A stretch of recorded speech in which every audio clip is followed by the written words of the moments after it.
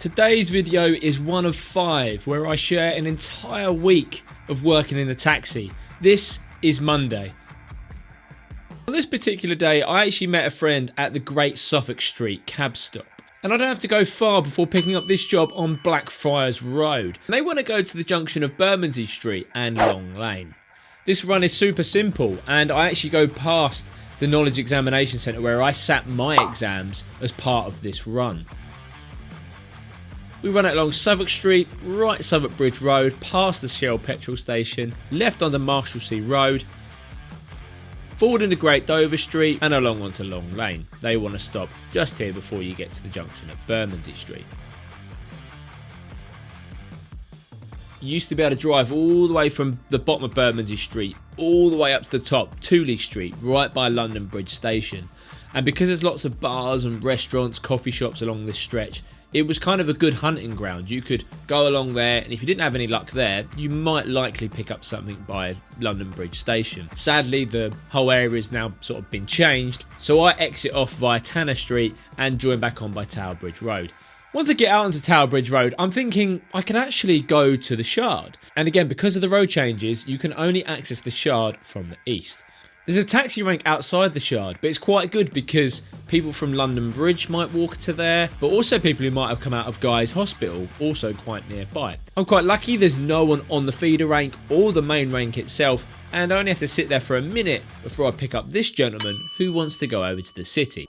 The first part is you're forced left southbound on the Borough High Street. Once we reorient ourselves, it's quite lucky that we're in a taxi because only taxis, buses and cycles are allowed over London Bridge between the hours of 7 AM till 7 PM. As I'm going over London Bridge, I'm already thinking I've got to try and avoid Bank Junction as we're in that working hours when the bank restrictions are active. After a little bit of thinking, it doesn't actually make any difference to my route calculation. We just get a left on a Cannon Street, go past Cannon Street Station. Cannon is actually a corruption of Candlewick Street, and that actually comes from candle makers who were actually based in this area in the medieval times. We go forward at the junction of Queen Victoria Street and go past the Financial Times building on the left hand side. Next time you're in this area, do take a look at the astrology clock in this area. You'll notice a familiar face right in the centre of the dial. From here it's just the right into New Change, and we set down on the left just outside the St Paul's Cathedral Choir School. Now once I'm paid and I'm about to pull off, there's actually a group of people that come over and hail my cab down. The first thing I have to do is immediately scan the area. If you look across the road, there's actually a taxi on the rank there, and I've got to ascertain as to whether that driver is working or not. In this case, he's parked towards the back of the rank, which might indicate he's just briefly parked up to eat his sandwiches or something like that. If the driver was at the front of the rank and they had their light on, that would mean I'd have to pass the job over to them. When a driver's on a rank, they're not actually ranking for that particular establishment, i.e. the New Chain Shopping Centre or a particular hotel. They're actually ranking in that immediate area. So whatever job comes up within a reasonable distance should be passed over to that driver. And they asked for the Citadines Hotel, Islington. Now immediately when people say Citadines, I'm thinking either High Holborn, Goswell Road, Northumberland Avenue, but they say Islington. And I had to really scratch for this one. I'm thinking, Islington? Maybe it's part of the Business Design Centre, because there's a few hotels nestled in there because it's a great exhibition space. And they tell me it's actually a place called Shelley Place. I'd never heard of it. But then as we drive, it then becomes clear that I can drop them on Upper Street. There's an entrance that leads through there. This is super simple. I'm just basically taking the very start of the A1. The A1 is actually the road that joins St Paul's Cathedral all the way up to Scotland. Go around St Paul's Cathedral into the Rotunda, leave that by Aldersgate Street, forward into Goswell Road, bash that all the way up, get the right into Islington High Street, forward up into Upper Street, and then set down on the left opposite the church. If there's an area or a hotel I don't know, what's most important is understanding where they might enter from. When we learn the knowledge, we actually have to learn exactly where the door is or the access is. So if you know that there's a side entrance, that can also come in handy as well. Once I drop, I turn around and start heading back into town, and I'm astounded to have a hand go up almost instantly. This sometimes happens. If there's a problem with buses, you'll get people hail you from bus stops. This lady wants to go to Harley Street. Now, if you don't know, Harley Street and kind of like the associated streets nearby are everything to do with private medical in London. This job is super simple. We just run it back down Upper Street. We go past the statue of Sir Hugh Middleton, who's right on that island between Essex Road and Upper Street. Sir Hugh Middleton is one of the instigators of the New River project, which runs through Islington, up near Finsbury Park, and was a way of getting clean water into London. We just reverse the way we've come back down, we get a right onto City Road, we go past Claremont Square, which any Harry Potter fans will know is the location of the Order of the Phoenix. Now, it's this junction of Penton Street, which I can imagine is almost inducing of PTSD for the older cabbies. Just over to the right was actually where the old public carriage office was, where examinations and appearances took place. And quite ironically, it's now the headquarters of the TfL cycle scheme, sponsored by Santander Cycle. We have to wiggle around the gyratory to get ourselves onto Gray's Inn Road, and that then pulls us neatly onto the beginning of the Euston Road, going past the King's Cross Lighthouse and of course King's Cross Station itself. On the right you will see St Pancras Renaissance, another Harry Potter nod, but that hotel was also the first hotel in London to have flushing toilets. Luxury, I know. We buzz our way through the underpass, straight into Marylebone Road, left into Harley Street, set our passenger down. Pretty simple. This is a great spot to be dropping off because we're a little bit more central. No immediate joy, I head to Marylebone High Street. There's a couple of cabs on the rank there. Taxi ranks can sometimes be a really good barometer of how much work are on the streets. I.e., if the taxi ranks are full, if people are queuing at a lot of ranks, that can tell you that there's not much work on the street. I go to Paddington Street, go to the toilet, quickly stretch my legs before picking up this job on the junction of Paddington Street and Baker Street. Now, I got a little bit confused on this one. When they got in, I was pretty certain they wanted to go to North Audley Street. There's a club, like hotel kind of establishment at the bottom of North Audley Street, just before you come to Grosvenor Square. I think the number is something like 30 Grosvenor Square or something. Even though it's not actually on Grosvenor Square, the door is on North Audley Street. So from where I am, it's pretty simple. I just run it all the way down Baker Street, go past the food hall at Selfridges, and then I can drop them directly outside. Once I get there, they inform me this isn't the destination that they're after. As it turns out, they were after Grosvenor Hill, just north of Berkeley Square. Thankfully, because this is the route I would have driven anyway, we haven't actually wasted any time or gone the wrong direction to get them to Grosvenor Hill. So I just carry on, we go around Grosvenor Square, I wiggle through this back street, which I think is Adams Row, something like that, which brings us out onto Davy Street, so I can get Borden Street and set at Grosvenor Hill. As we're driving, I'm picking up a little bit of the conversation, and it's actually the estate agent who's showing some prospective buyers and clients around to various flats and properties in this area. Very nice. Had I got the wrong destination, if I'd added a few streets that didn't need to be there, then what I usually do is I'd knock a couple of quid off the meter. I have a little bit more of a hunt around the Mayfair area. I take Duke Street to get me the side door of Selfridges. Being stuck at a red light is actually sometimes one of the best places to pick up a job. It kind of like makes your cab this focal point. You're like right at the front of the lights and people can see you. So I do like this, and that's exactly how I pick up this job. These people want to go to Egerton Gardens. This is one of those streets you can never really forget, and it's just off the Brompton Road on the way out to South Kensington. Largely because the street is quite distinctive as well. Egerton, if you look at the crescent, like the Egerton Gardens on a map, it kind of looks like an egg, I guess. This is almost like an extension of my most typical journey in a cab. This is super bread and butter stuff, which is basically Selfridges to Harrods or Selfridges to Knightsbridge. I won't bore you with the details on this one because you've seen me do this job plenty of times. It pretty much is a shuttle bus route for us taxis. Egerton Gardens, again, it's not a bad place to drop because I'm in the South Kensington area. A little bit quieter than normal because of the fact it's school holiday. But luckily I managed to pick up the Bibendum restaurant, and these people want to go over to Harley Street. Bibendum is actually the French name for the Michelin Man. Wonderful building here. It's an old tyre garage that was actually redeveloped by the late Sir Terence Conran part of the reason why the Conran shop is attached to the back. It's not a bad run. We have to sit in the usual rubbish on the approach to Scotch Corner. Then from there we peel off on the slip road so we can get ourselves onto Park Lane, go past the Duke of Wellington's house. Park Lane is reasonably clear today, and then we get into Mayfair. Now, to get myself up to Wigmore Street, which is like the street at the very bottom of Harley Street and Wimpole Street, I'm going to use Duke Street, which ironically was the street where I picked up the job that brought me down into the South Kensington area. It's a little bit busy on Duke Street, but this is certainly better than sitting on the alternate option, which would be Park Street. We get through, we're onto Wigmore Street, I run it up Wimpole Street, and the other part of this is finding out whereabouts on Harley Street they'd like. Wimpole Street runs one way northbound, Harley Street runs one way southbound.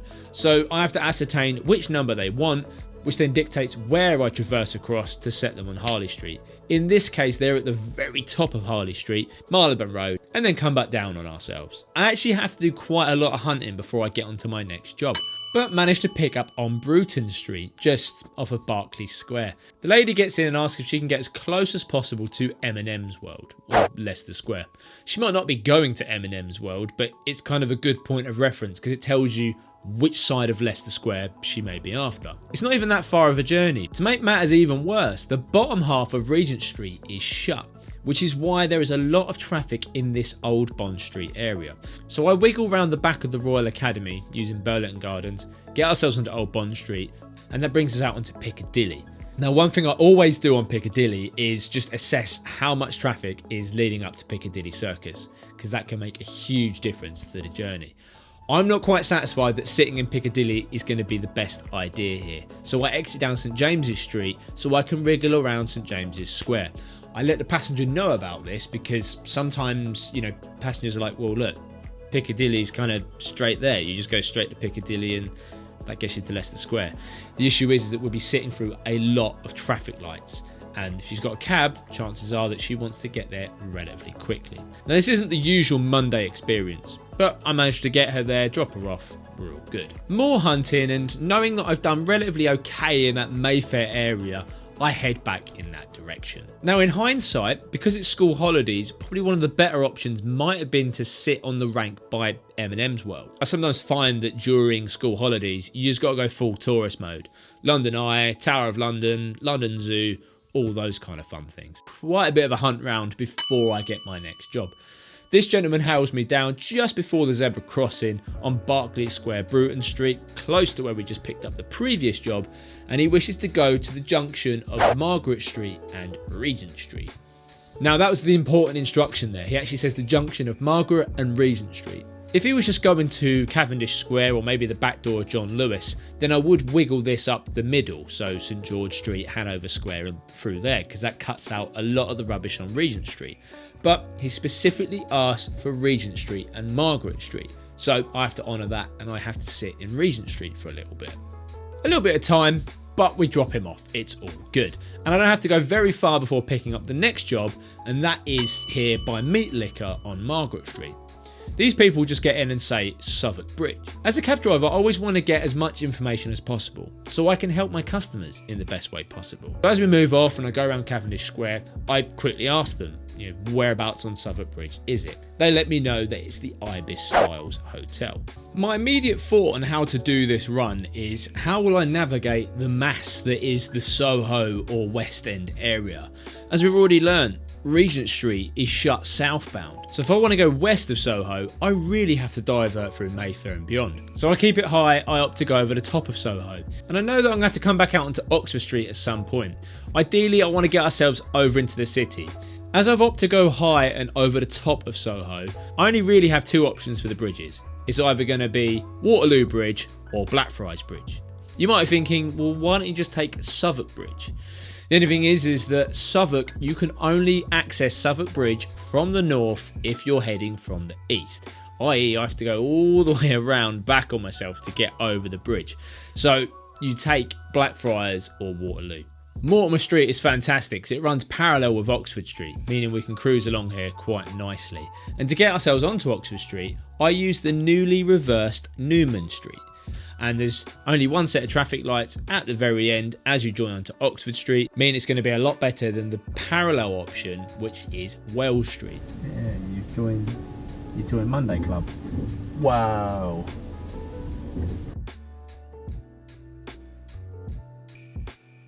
Go past Tottenham Court Road station.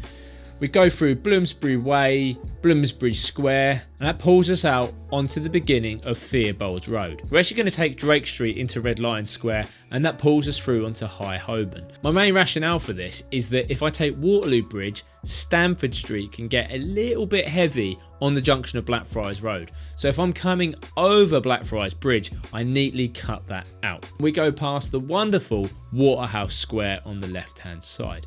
Now, if you don't know, Alfred Waterhouse, the architect that gives his name to this building, is also responsible for the old UCLH Hospital. That's the one that's in the shape of a cross. And of course, the Natural History Museum, arguably one of the most beautiful buildings in London. We get to Holborn Circus and we peel left onto Charterhouse Street. This is because I want to get onto Farringdon Road to set us up neatly for Blackfriars Bridge. But on Charterhouse Street, you'll notice that the traffic is actually backed up to Ely Place. I know from this direction where we are sat now, it's very likely to take about 3 changes of the traffic lights to get us through. So I turn around and I opt for Snow Hill, going over Holborn Viaduct, neatly peeling round left on Snow Hill, and the lights here are quite a bit quicker because the left turn is more favoured.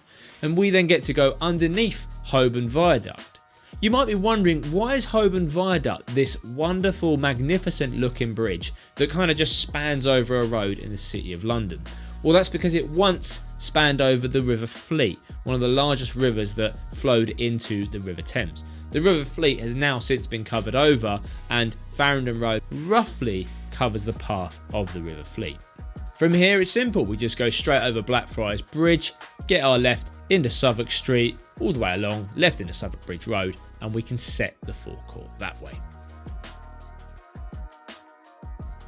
After dropping this job, it can be a little bit difficult to work out where I want to head to get my next job. Because as it's a Monday, the City of London is a bit quieter. It's not going to be as predictable to pick up a job there. Thankfully, I don't have to go very far along Southwark Street before picking up this gen just before the junction of Great Southwark Street. He gets in and asks for Old Park Lane, then telling me he's actually after Les Ambassadors Casino.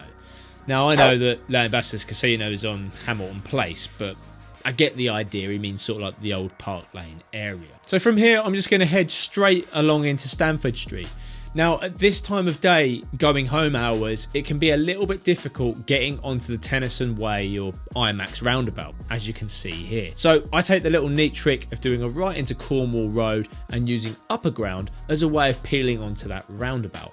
I know that I want to get over Waterloo Bridge. I generally won't do these kind of like skipping around traffic lights often, only if I know there's going to be a substantial benefit. I just know that a lot of my life has been spent in those traffic lights on Stamford Street trying to get onto that roundabout. Now, as we're going around the roundabout, the gentleman actually asked me, "Are you going to use Westminster Bridge?" Now, I quite confidently reply, no. He's not asking that he wants to go via Westminster Bridge. If he was, then I would honour that and I would go in that direction.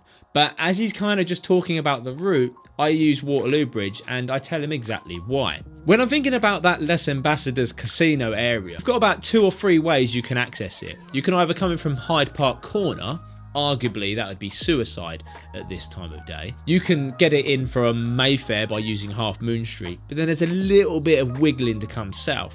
Or you can use Brick Street. Sometimes part of the role of being a taxi driver is having complete confidence in your decision. For instance, when we are tested in our examinations to become a London cab driver, sometimes the examiner will ask you a particular route, knowing that there's 2 equal options. Neither one is more optimum than the other. But you, as a would-be cab driver, need to be able to quite firmly and confidently say, I'm going to go this way. and you're not going to be deterred by the other route. Westminster Bridge could work, but I'm pretty adamant that going Waterloo and coming in via the Strand is going to be the better of the two routes. The other advanced bit of thinking here is that Brick Street is actually closed during working hours. There's a lot of construction going on near to there, and until 5 PM it is closed. Quickly checking my watch, I can see that it's 10 past 5, meaning that I can use that, and that's going to be the most optimum route for this. Everything goes perfectly as planned. You can see that the cones that would have been closing Brick Street have now been moved, allowing us to very neatly use Brick Street. This takes us round the back of the Park Grand Park Lane, which isn't on Park Lane, it's on Piccadilly, and then we can get ourselves down Street, Hertford Street, and that brings us out onto that roundabout by Old Park Lane and Les Ambassadors Casino. The gentleman just wishes to be dropped outside the Como Hotel. And quite luckily, I get an on and off job here. A couple of ladies who wish to go to Primark on Oxford Street. Now, there's actually two Primarks on Oxford Street, one down the western end towards Marble Arch, and one towards the east end, which we call the poor end of Oxford Street. 9 times out of 10, everyone wants to go to the Primark near Marble Arch because it's near Selfridges and other prime shopping. But it's always worth just checking here. And geographically, we are nearer to the one by Marble Arch. It's super simple. I don't take it onto Park Lane. I use the back streets of Mayfair to get us there. So through this little neat cut through, which brings us out onto Curzon Street, South Audley Street, get ourselves a left onto South Street to go past the Egyptian Embassy, up Park Street.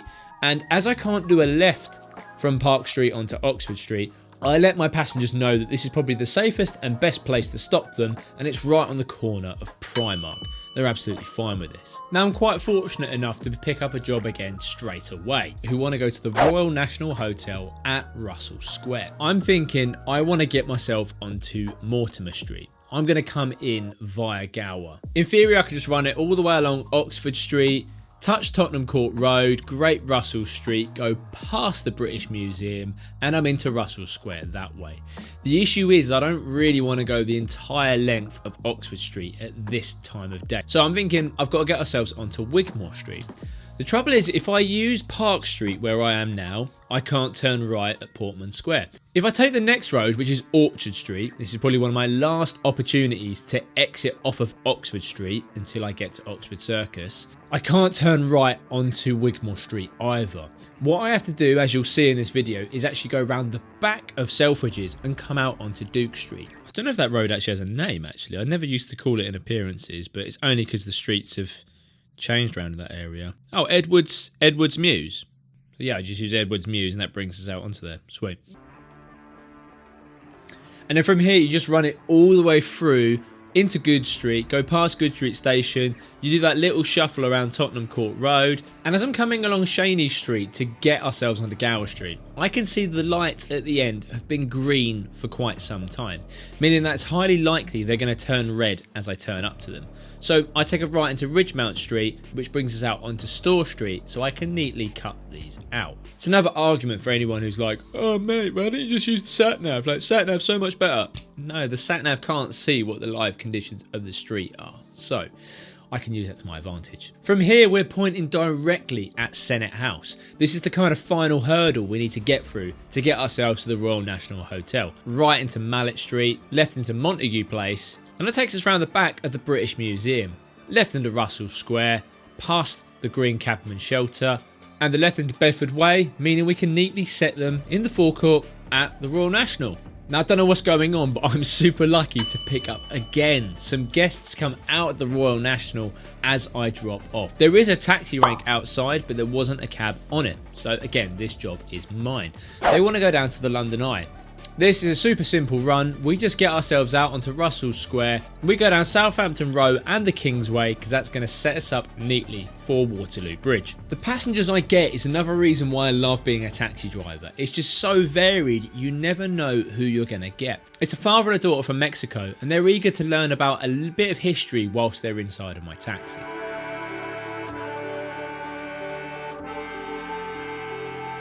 From here we go around the Aldwych, straight over Waterloo Bridge, which is arguably a much better view than the one we had at Blackfriars earlier, around Tennyson Way, we go down York Road, and I'm going to come in through Chicheley Street so I can drop near the rank there. As I drop off, I spy there's actually a taxi on the rank that's working, meaning I'm not going to be getting an on and off job here. From here, I'm thinking I'm going to head over to like the Westminster area. I'm going to go like Parliament Square. And heading to Westminster Bridge, I see this family who hails me down near the crossing. This is super annoying because not only are they hailing me at the crossing, where of course I can't pick up, they've also got a wheelchair. Now, because of the cycle lane that's there, I've got this weird little island where I can't actually get the ramp out to pick up the wheelchair. So I pull over, I speak with the passengers to let them know, look, I'm going to go a bit further up near the bus stop so I can load the wheelchair in properly. Upon speaking with them, they let me know that the ramp isn't necessary and that we can load the wheelchair in manually. So I get them out to help them with this. I'm always eager to try and get passengers into a safe location so we can load up undeterred by traffic, cyclists or other pedestrians. They hop in and it's a super easy route. They want to go to the Park Plaza at Victoria. Effectively, Parliament Square, Victoria Street.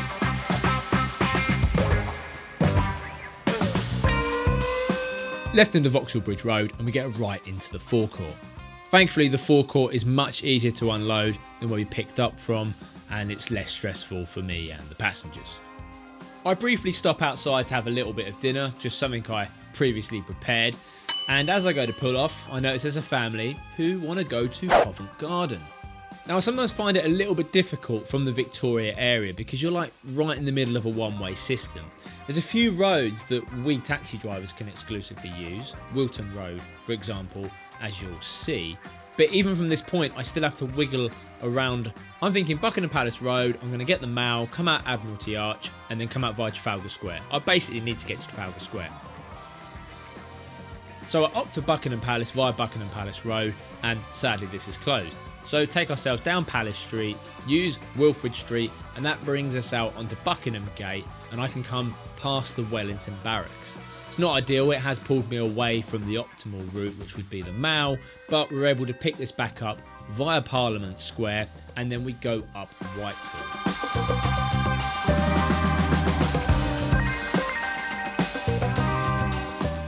And as we're going up Whitehall, I'm thinking my problems could get a whole lot worse.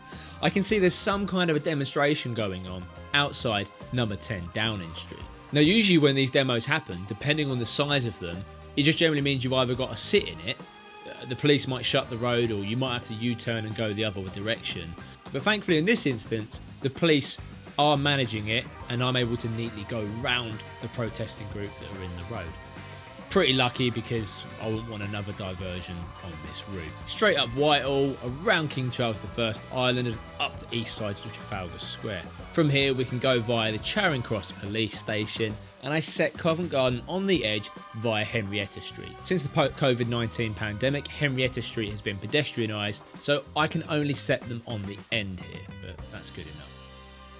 After dropping, I pull away and I'm very quick to pick up another job. This lady actually wants to go to the Taj Hotel on Buckingham Gate. Now, Buckingham Gate has been closed for a little while. It's a two-way stretch of road quite close to Buckingham Palace. Now, this is a real nice and neat route. We just follow it back down. This time we can get Admiralty Arch and go along the Mall to set ourselves up neatly for Buckingham Gate. I'm already quite excited on the way there because Buckingham Gate has had some construction works on it, meaning that you can only go one way through it. You can only access it from the top by Buckingham Palace. But as we've seen on the route here, Buckingham Palace Road was also closed. It's another tactic I sometimes employ. If I'm struggling to find a job, then I'll hang around near the area of a road closure because there'll be less taxis passing through that area because we can't drive through it. But very likely there might be people trapped or stranded in that area. I drop off at the Taj, and then the concierge comes over and lets me know that he's got some guests who want to go again. This pays off. This is the touch that I was looking for. They want to go to the Arts Club on Dover Street. Now, in an ideal world, I would turn around at Buckingham Gate and just go back via the Mall. Unfortunately, we can't do that. With the Buckingham Palace area out of action, I either need to go around to the west, or I can come from the east up Whitehall as I've previously done. I'm thinking with the Arts Club, it's probably more optimum if I take the west route, so I go up Grosvenor Place, around Hyde Park Corner and along Piccadilly. And yeah, it's all super easy, it flows nicely. Piccadilly, left turn into Dover Street, and I'm able to sit very neatly outside the Arts Club. Really fortunate that it's a Monday. On a Friday, this will be lined with cars on both sides. And Dover Street is one of those streets that I frequently drive down where you'll see like a Range Rover where the wing mirror will be knocked off or something like that, because it is really quite a narrow street once you've got cars parked on either side. I have a bit more of a hunt into the Mayfair area, and coming up to the side door on Claridge's, I pick up this couple on Davies Street. Now they let me know it's a 2-drop job, so it's going to be going to Eaton Terrace and then on to Battersea. This is another bread and butter job. We leave by getting a right into Grosvenor Street and into Grosvenor Square. Now Grosvenor is actually the name of the family that owns much of the land here in Westminster. Much like I've mentioned previously, where the Russell family who own much of the Bedford estate or Russell Square, Grosvenor is the name for Westminster. Now the inheritance of this land that now belongs to the Grosvenors actually links with the street where I picked these people up from. 12-year-old Mary Davies was actually heir to this land of much of the area that we now know as Mayfair. And of course, when she married Sir Thomas Grosvenor in the 17th century, that land was then passed over to the Grosvenor family. Once we've exited off of Grosvenor Square, we get ourselves onto Park Lane, Hyde Park Corner, and the only tricky bit is I'd be coming in at Grosvenor Crescent.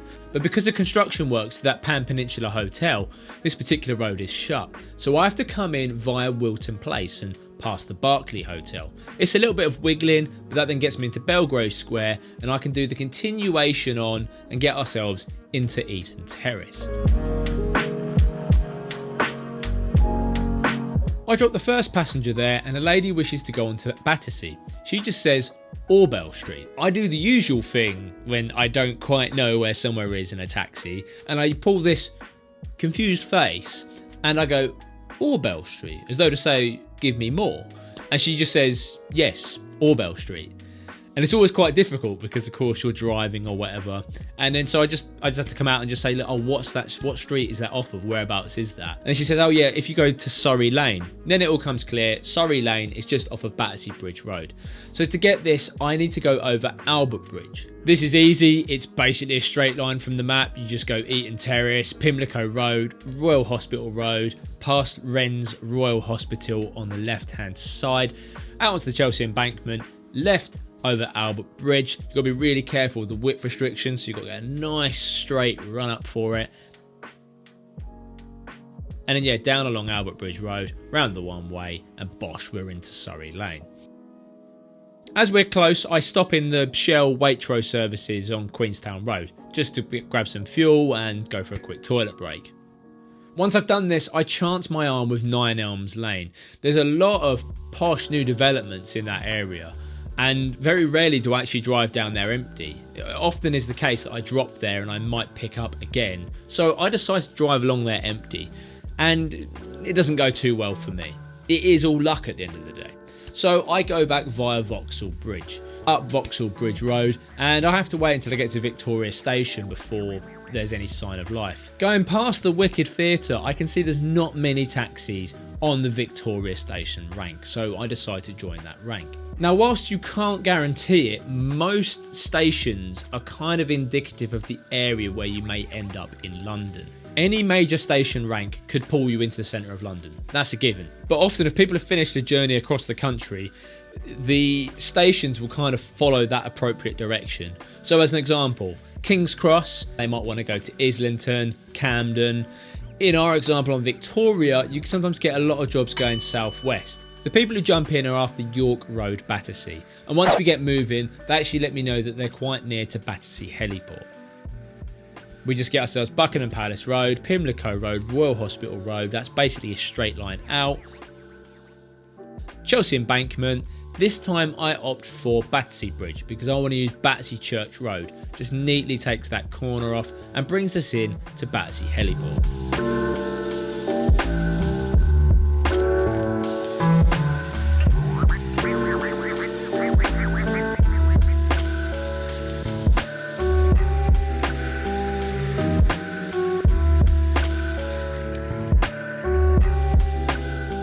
From here, it's only natural to head back to central London. And astonishingly, I managed to pick up on Battersea Bridge Road. Generally, I always pick up in central and you know, like your major ways out. The people I pick up, they want to go to Upper Richmond Road.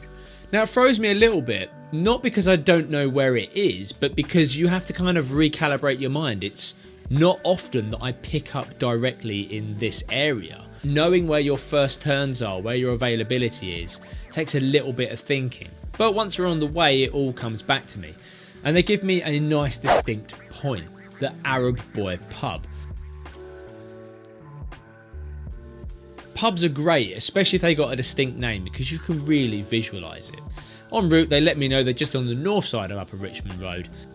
Now, it is a bit of a drive again for me to get back into Central, but one of the things I do like if I've done a longer job out of town is that it gives me a lot of uninterrupted time to listen to a podcast or an audiobook. So the UK arm of Starbucks is likely to go on sale. If you drive for a living and you don't have Audible or podcasts, then I don't know what you're doing.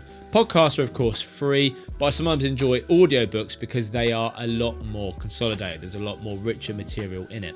Audible will give you 1 month free if you use my link in the description down below. Also, if you're interested in what podcasts and audiobooks I might be listening to in a given week in the cab, then I highly recommend subscribing to my Sunday summary email. It's where I share a bit of a behind the scenes of what's going on in my life and inside of the taxi. Again, you'll find the link for that in the description down below. That's entirely free and I publish it every week. It's a good 15 minutes or so before I get back to the King's Road, and that's going to be my first opportunity to get a job. Right by the Chelsea Town Hall, I get these ladies who want to go along to the Fulham Road, specifically Ross River Road. Now there's a lot of roads that spur off of the Fulham Road, and some of them are more distinct than others. For instance, I can always remember Whittingstall Road because I just think of the TV chef Hugh Fernley Whittingstall. And then of course that connects to Lettice Street. Lettice Street I can remember because there was an examiner decades ago who would ask the point Rabbit Row to Lettice Street, and then it joins onto Munster Road. Munster Road is quite an important crossroads in Fulham. So you kind of can link these by association, and as we get going, Cabby's mate helps me out to know exactly what part of the Fulham Road it is on. King's Road runs parallel with Fulham Road, so my main decision here is what road am I going to use to get myself onto Fulham Road. In this case, I use the classic Hortensia Road.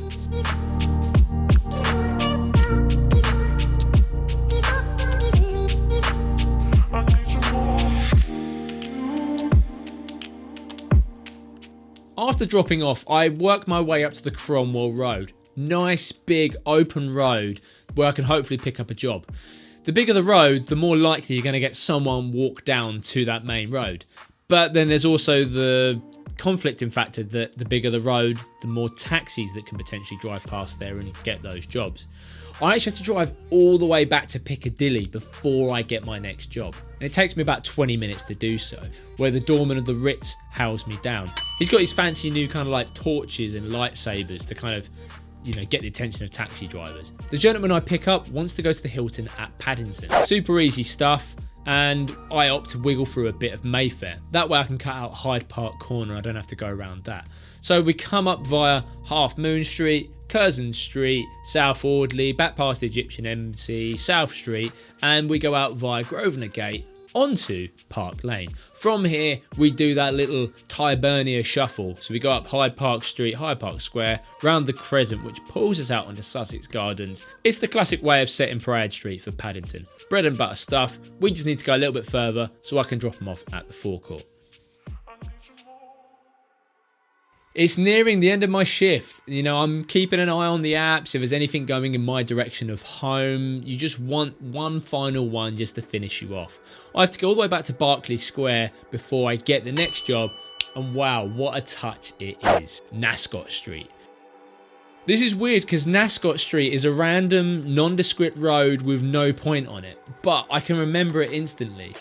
When we're on the knowledge, we have to learn these things called turnarounds. And the idea being is that when you're in a knowledge examination, and even in real life, you can't just say, I'll do a U-turn here, because it's not always practical. It forms part of a turnaround, which I remember with the acronym NEG. Nascot Street, Enham Road, Glenroy Street. And it's one of those moments where you feel like really good as a cabbie because it's this random nondescript street. And they're like, yeah, Nascot Street, do you know it? I'm like, of course I know Nascot Street. So super easy, we just get ourselves up onto the Westway. You exit off a Wood Lane but then turn right and then right into Nascot Street. And I'm loving this because it's right on my journey home. The A40 Westway is what I need to get west and out of London. So we had a blinding start with Monday yesterday. Will Tuesday be as good? I come in through my usual route on the Westway and exit off down Baker Street. I don't have to go far before I get my first job, and that's this family who wishes to go up to Stockley Hall, Prince Albert Road. Stockley Hall is always quite prominent because I can just see the signage. Like, it's that Miami-esque font, Stockley Hall, and that wonderful Art Deco building with those curved corners. Super simple. We just point ourselves northbound on Baker Street. Buses and taxis only through this point here. We go around Regent's Park, up Park Road, comply by the St John's Wood Circus, leave it by Prince Albert Road, and left into Stockley Hall. We drop them there. From here, I generally always go back via Park Road. I want to be coming down like Baker Street direction again. As it's school holidays, London Zoo might have been a good option, and hindsight's a fabulous thing, I know. Luckily, I pick up on Park Road, and this lady wishes to go to King's Cross. So from where we are, we just take a left into Hanover Gate, and we use Regent's Park just to cut the corner off. Come out via York Gate, gets onto Marylebone Road. As of course we get to Euston Road, we have to go over the overpass and deal with that awful cycle lane, which luckily has now been removed, and then along the Euston Road, turn left into King's Cross and drop off. I'm hoping my luck will be in and that the King's Cross rank will be empty. Unfortunately, it's not. There is quite a good amount of taxis on that rank, and it doesn't really seem to be moving that fast either. As I leave, I do have a couple of people who wish to get in my taxi. On the other side of the road, there's a big queue of taxis. You have to go on that side. Okay. Or over there, look. Now, as it's Tuesday, I'm thinking I'm going to go try my luck in the city, as we have the TWATs, you know, the Tuesday, Wednesdays and Thursdays. That's generally how it works in the city now. No one's really there on Monday, and Friday is an absolute ghost town. Coming down Gray's Inn Road, I turn right onto Holborn by Staples Inn Buildings, and I pick up these two people who wish to go to the Royal National Hotel. From the grasp of the conversation, I think it's their first time in London. They're very much like, how far away is that? How much will it be? They all seem a bit kind of, you know, rabbit in the headlights, kind of confused. So I let them know that the Royal National Hotel's not that far away. It's close to Russell Square and the British Museum, and it's probably going to be a maximum of £10.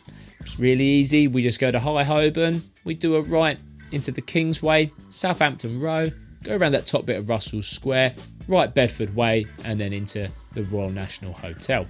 Unlike yesterday, I'm not as lucky to get an on-off job, because that doesn't always happen. I'm feeling a little bit peckish, and I see that the charging point at Russell Square is free, so I quickly pull up and get a bit of charge there.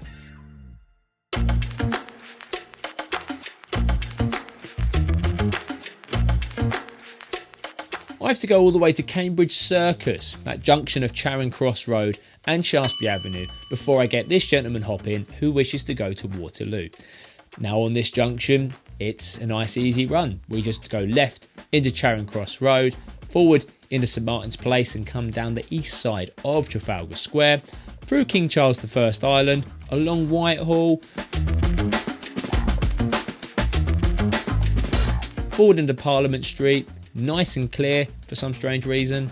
We get ourselves a left into Bridge Street, setting us up for Westminster Bridge. It's all relatively clear today.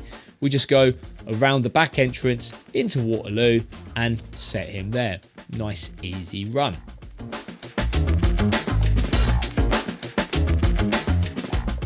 Still some taxis on the rank, so I think I'm going to go for a little bit of a hunt.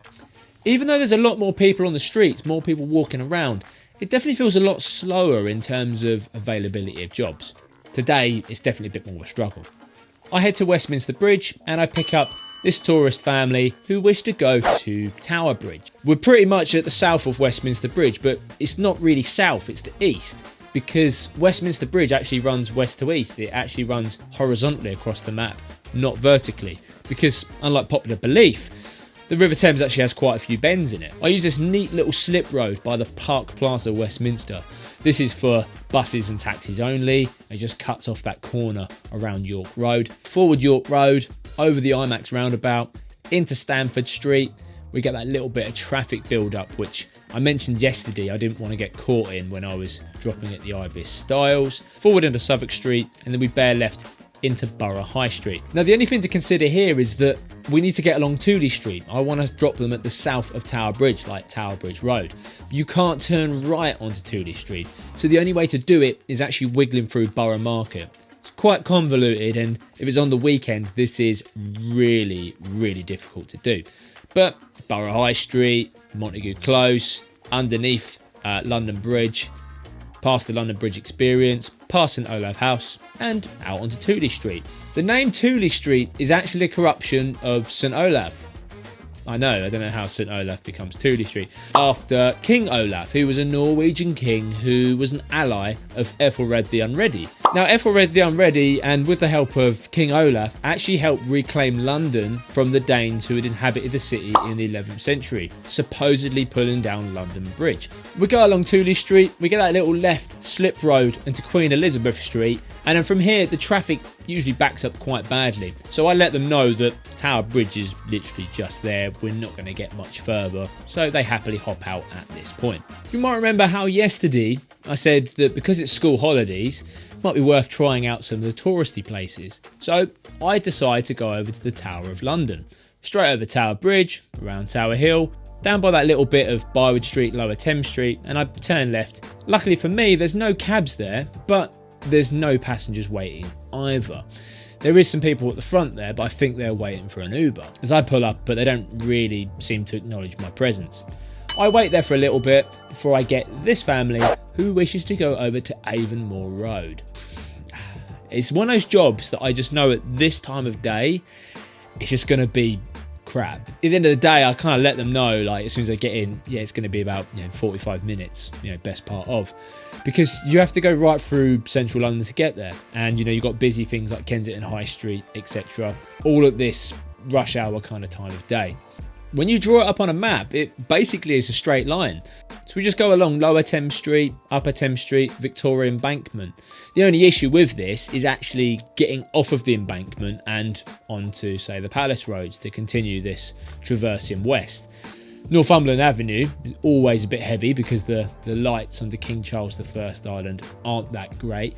I skip around by the Civil Service Club and exit out onto Whitehall. It can just cut a bit of time on those traffic lights. From here I can go through Admiralty Arch, along the Mall, up Constitution Hill, all pretty good so far. Round Hyde Park Corner, a little bit busy, down into Knightsbridge, and we go out along Kensington Road, past Royal Albert Hall, and surprisingly, Kensington High Street is pretty clear for this time of day.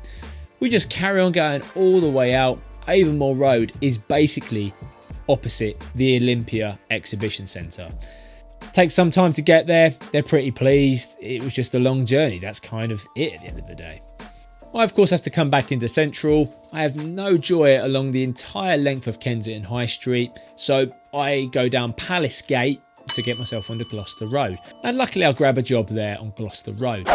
They want to go to the Mandarin Oriental. It's only a short run, but pulls me straight back into another good area. I just get myself back up onto that Kensington Road and towards Knightsbridge that way. Now, as I drop off, there is a private hire driver on the taxi rank in front of me. This is quite annoying, where they'll park on taxi ranks in busy areas like Mayfair and Knightsbridge. And the way of looking at this, it's like prohibiting me from earning money. It's no different than if you own a shop and there's just someone standing in the doorway. It's quite a good rank because there's lots of people walking around in this area or people coming out of the Mandarin Hotel. I've got this guy who's got his little Frenchie dog who wants to go over to Embassy Gardens. Now, as I leave here, I really want to be heading down Sloane Street. But Knightsbridge being an incredibly busy road, it's not always easy to be able to spin round at this point. I do manage to get in at Seville Street, going past the Park Tower, and that pulls me into Lowndes Square. En route, I can hear the dog is actually like proper like snorting through its nose. And I know that obviously the smaller dogs like pugs and that do this. The gentleman actually lets me know he was previously in an Uber trying to get to Embassy Gardens, and the Uber driver actually kicked him out. I said, why did he do that? What happened there? He said, well, your dog's making a little bit too much noise. I can't concentrate. He kicked him out. If you can't concentrate with a little bit of noise like that, then I don't think you should be driving in London. But there we go. Go around Sloane Square, Lower Sloane Street, Chelsea Bridge Road, over Chelsea Bridge, Queenstown Road, Queen Circus, left into Battersea Park Road, forward 9 Elms Lane, and that new Embassy Gardens development is just on the south there. After dropping, I decide to head to the Iron Lung, because we all know what happens there. I drive through the Victoria area, but I don't really have much luck. So I'm just thinking, right, Knightsbridge has been good to me so far. Let's go back to that area. I managed to find a space on the Harrods rank. It's amazing how much difference it can make from Monday to Tuesday. I didn't touch a rank at all on Monday, but here on Tuesday, I'm struggling to find a job and I've got to jump on a rank. And the job I get from Harrods? Well, we're off to the Hard Rock Hotel. It is the old Harrods to Selfridges shuttle bus. So from here, just need to get ourselves into Park Lane. The only difference is I'm going to be going around Marble Arch to set in Great Cumberland Place. As we approach, Great Cumberland Place is closed. I asked the lady, is it okay if I drop you here on Oxford Street? And she's absolutely fine with that. As I'm pretty much pointing down Oxford Street, I think, well, I might as well go have a little look along Oxford Street. About halfway up to Oxford Circus, I get this job come up and they want to go to Harrods. Here we go with the shuttle bus again. So I turn around, I use New Bond Street to get me onto Brook Street. This runs parallel with Oxford Street, and then from here I can get into Grosvenor Square.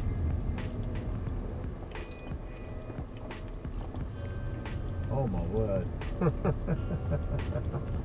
And neatly lead out onto Park Lane, round Hyde Park Corner, into Knightsbridge, and then down into Harrods. Usual rubbish with Brompton Road, little bit of traffic here, so I drop them off a little bit before Harrods. I have a good look behind me to ensure there's no drivers who might want to get on the rank, and luckily for me there is a good amount of space on the rank at Harrods. It's sometimes how it goes in the cab. I know some drivers who don't like to rank up in London at all, like only if they can see that that rank might be spinning. For me, I just kind of mentally calculate it. If I don't join that rank, how long am I likely to be driving until I find another job? It's eventually my job on the rank, and these people want to go to the Benihana restaurant. I think it's American, isn't it? Where, you know, you have a chef cook up all your food in front of you. I ask him which one is it, because there's one on Piccadilly, Sackville Street, and there's one on the King's Road. I think the one at Piccadilly has now since closed down, and I'm thinking he's probably going to go to the one at Chelsea, and then yes, he confirms that with me. Now from where we are, as the crow flies, it's actually quite a difficult route to kind of run relatively straight. So I run it all the way down, I peel off into Brompton Road and turn left at the Bibendum to go down Sloane Avenue. It does look a bit sort of jagged, but because of where we are, if I was to go round the back of Harrods and use the back streets, that would equally be just as bad. It's one of those runs that isn't going to look nice or feel nice just because of the way the streets are laid out. I know imperatively I want to get to Markham Street, because Markham Street is basically bang opposite Benihana. It then means if Sloane Square is busy or the King's Road has got a lot of traffic on it, I'm dropping directly onto the point. I park up on Ediston Place just for a quick breather and a snack. It's a nice quiet street, so that means I'm not going to get bothered, or anyone who wants to get in my cab's going to come up and hail me in this location. I move off and I drive up the side of Bibendum, Lucan Place, and I get this job, these people who wish to go to the Thistle at Marble Arch. I mentioned in a previous video, this used to be called the Amber Marble Arch, and some people still refer to it as that. I reckon it's probably going to be one of those nicknames that sticks for some time. There's not really a lot of ways I can run this. It is that same old corner again. Brompton Road, Scotch Corner, Knightsbridge, Park Lane, and you either go round Marble Arch or you get yourself into Park Street. Before the pandemic, one option, if you're quite close to it and you know there's not much traffic there, is to run it through the park, use North Carriage Drive, and that neatly pulls you out by Marble Arch. The only issue is that, just like South Carriage Drive, North Carriage Drive has been shut since the pandemic. I don't even know what they use it for now. It just seems to be a place where they just park lorries there. It's basically a trucker stop from what I can make out. So I run them up there, I get in via Brook Gate, forward up a Brook Street, and I get a left into Park Street. Park Street does sometimes build up, but it is kind of easy to run it this way. Park Street, you go forward, get a left into Bryanston Street, that's the one, Bryanston Street, and then set down on left. I've already had my luck on Oxford Street, so I head down Park Lane, and the concierge of the Grosvenor House Hotel is hailing me down. This family just wants to go to the Chesterfield Arms on Hertford Street. Sometimes it's these super short runs that can catch you out, but it's not too bad. We just run it down to the old Park Lane roundabout, leave it by Hertford Street, we turn left, and bosh, the Chesterfield Arms is there directly in front of us. As I drop off, I get an on and off job. This gentleman wants to go over to Charlotte Street. We have a nice chat all the way there, and he lets me know about a few hotels and developments that are happening in this Mayfair area. It can be a little bit difficult to work out how to get into Charlotte Street because you have to come from the top. So realistically, the only way in is going to be Mortimer Street. So to do this, I get us out onto Berkeley Square, leave by Bruton Street, get it into Conduit Street, and left into St George's Street. This is that little street that runs parallel with Regent Street, meaning we haven't got to sit in the Regent Street rubbish. We go around Hanover Square, leave that by Holles Street, go around Cavendish Square, leave by Cavendish Place, and that forwards into Mortimer Street. Run that all the way along, over into Good Street, and we turn right into Charlotte Street. He just wants to be dropped at one of these restaurants here. As it's kind of restaurant time, I'm probably not best hanging around the Charlotte Street area because this is when people go to restaurants, not necessarily come out of restaurants. Obviously, it's just a general rule. So I get myself onto Oxford Street. Heading westbound along Oxford Street, I have this hand go up. Now they want to go to the Duke's Hotel in Mayfair. Now the way I always remember this is because I grew up in Essex, and a few towns over in Chelmsford, there was a nightclub called Duke's. Now this is one of those kind of old school nightclubs with multiple floors, proper sticky carpets and stuff. So whenever someone says Duke's, I've mentally placed that nightclub as the hotel there in Mayfair. That's just my little memory trick for it. Here I get a left into Berwick Street, neatly pulling me off Oxford Street because Oxford Circus can build up a little bit. Berwick Street is actually the front cover of Oasis's sounds weird, second album, What's the Story in Morning Glory, was taken. Not on Knoll Street. That'd be handy, wouldn't it? Knoll Street, Noel Gallagher. So we do a right into Knoll Street, forward to Great Marlborough Street, and I get down Regent Street, setting us up for Conduit Street. Now I've opted for this because I want to get to Duke's Hotel via Old Bond Street. So a little bit of a wiggle down Savile Row and Burlington Gardens. But what this does is it neatly brings you out onto Duke Street, St James's, and you can get St James's Street this way. If you go beyond and go into Berkeley Square, you have to sort of go beyond St James's Street by using Berkeley Street.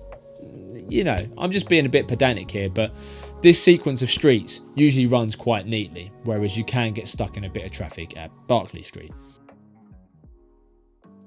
I drop them off, have a little bit of a hunt on St James's Street, and I'm thinking you're going to get someone for sort of like going home.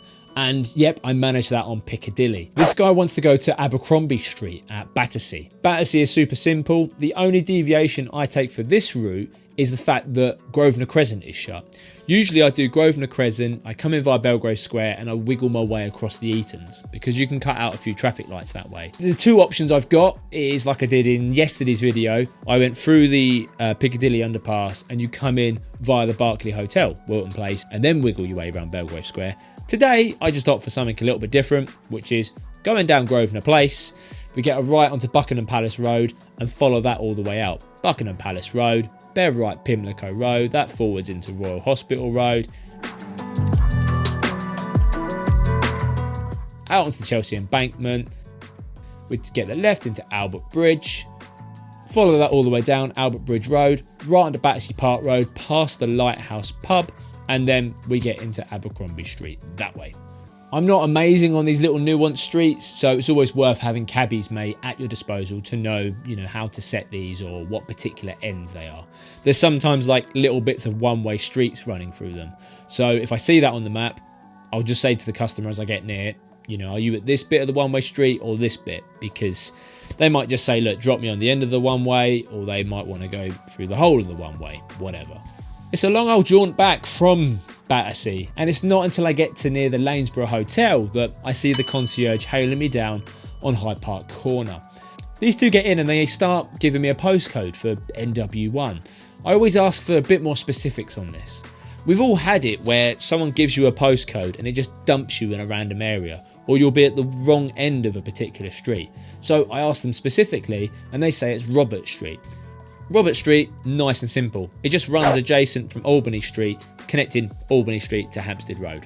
Easy.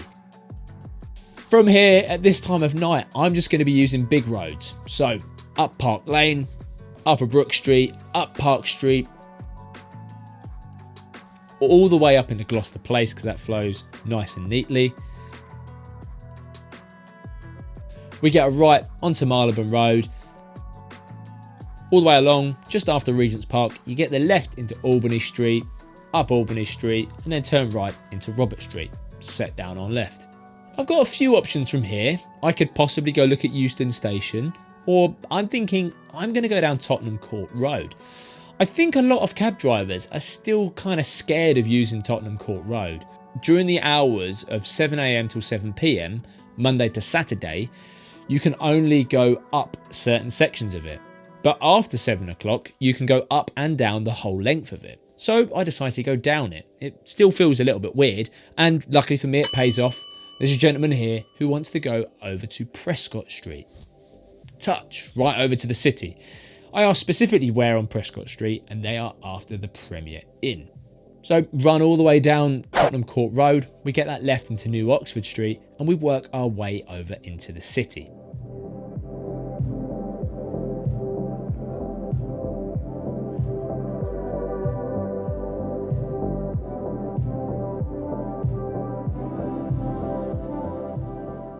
Drake Street, Red Lion Square, Proctor Street, left into High Holborn, forward into Holborn. Now, years ago, before the City of London sort of screwed around with some of the streets in COVID, you'd run it all the way along, you get St Martin's the Grand, go round the back of like the BT headquarters there that's being redeveloped at the moment, use Angel Lane or Angel Street. It was taxis and buses only, can't get there at the moment. And then you go along Cheapside. Cheapside very neatly sets you up for Bank Junction. You just go all the way through, we're in the Thorpe Street, Lombard Street, Fenchurch Street, Lloyds Avenue. You can work your way into that Prescottish Street area there. Fortunately, I have to sort of divert a little bit. So I come down via Warwick Lane, Ava Maria Lane, and that pulls us out by St Paul's Churchyard. St Paul's Churchyard, Cannon Street, and then you have to then come back up. It's amazing how one little restriction can really affect your route planning and subsequent driving thereafter. Once we're through Cannon Street and we get ourselves into Eastcheap, I've got to pull ourselves back up onto Fenchurch Street. The whole way there, I'm thinking of kind of the best way of setting this, because Prescott Street is actually one-way westbound, meaning we've got to get it from the east. So I kind of have to do a lot of up and down to get there.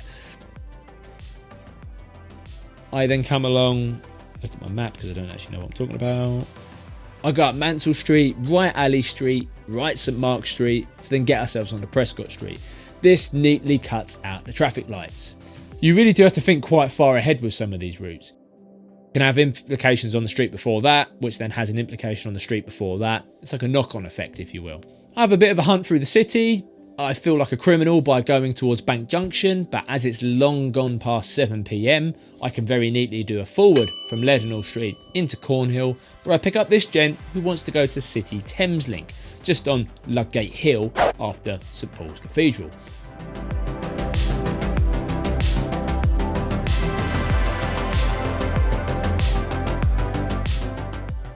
Nice, simple run. As soon as I drop there, I have these couple of ladies who jump straight in my cab, on and off. They actually let me know they've been looking for a cab in the city for about 20 minutes. And this is kind of the unfortunate state that nighttime London has become. There's this kind of tipping point at night when people can't get Ubers, private hires or taxis. And it's really sad to see, because there's people out on the street, maybe bar staff, lone females, vulnerable people, who are just trying to get home, but they're sort of out stranded on the streets trying to find a taxi, a private hire, whatever, just to get home. You know, they say, why is this? Why is there hardly any taxis in this area? It's kind of a perfect storm, really. Firstly, a lot of cabbies don't really hang around the city area because of a lot of the changes and restrictions in the city mean that it's quite difficult to navigate. Or if someone wants to go to a particular location, you might be doing a lot of diversions to avoid the closures or restricted roads. So they just try and stay over the West End. It really is an effective deterrent of stopping cabbies from going there. You also have the aforementioned Tuesday, Wednesdays and Thursdays mob, whereby the city isn't quite as busy as what it once was. So there's not as much work over there as there would have been, say, pre-pandemic. Again, another incentive for people to hang out near the West End. Then you've also got the fact that Uber prices are more expensive and more unreliable than ever. There's less Uber drivers as well. There's less taxi drivers because there's less taxis on the street, a lot of drivers who've retired since COVID. So it's this kind of perfect storm, which means that it's great for me as a driver, but absolutely terrible for potential passengers in the cab. These two just want to go over to London Bridge Station. They specifically asked for the Tooley Street entrance. I just go along Cannon Street, we get a right into London Bridge, left into Tooley Street, which again is exclusively for taxis and buses only. I dropped them off there and amazingly I managed to pick up a viewer of some of my YouTube videos. It's always pretty amazing when this happens because I know that a lot of you do look out for me whilst I'm out driving, and I've probably made some of your lives an absolute misery because you just want to come to London and enjoy yourself, but little do you know it, you're looking at every single taxi going past thinking, is that Tom? Is that Tom? Now they say West Harding Street and I actually can't pull it. I haven't got any frame of reference. I've not been given the city. They've just jumped in at Tooley Street and said West Harding Street. Imagine the embarrassment, you know, you've met Tom the taxi driver from YouTube and he doesn't know where it is. Depending on the area that you're in or how someone says it, you know, they might say West Harding Street off Fetter Lane. Bosh, got it. Or West Harding Street in the city. Bosh, got it. So I asked for a bit of a clue and he says, right, EC4. Then it comes to me, Pemberton Road, Printer Street, Fetter Lane, that whole area. It then lights up the map. Bosh, away we go. We get started talking in conversation, and if I'm completely honest, it's one of those routes where I kind of go into autopilot. I don't really think much about the route, and I'm sort of midway through conversation, going over London Bridge, and I'm thinking, is this the right way to be doing this? But it's amazing just how much, you know, driving a cab and from doing the knowledge, how much type 1 brain it is, in that you don't really need to think, it just kind of comes to you. Forward into Fleet Street, right into Fetter Lane and you're right into West Harding Street. Easy as that. Now at this point, I'm east. I'm thinking it's probably going to be one more job than home. I'd be happy even if I got one east, just so it kind of says, right, your night, Tom, is over.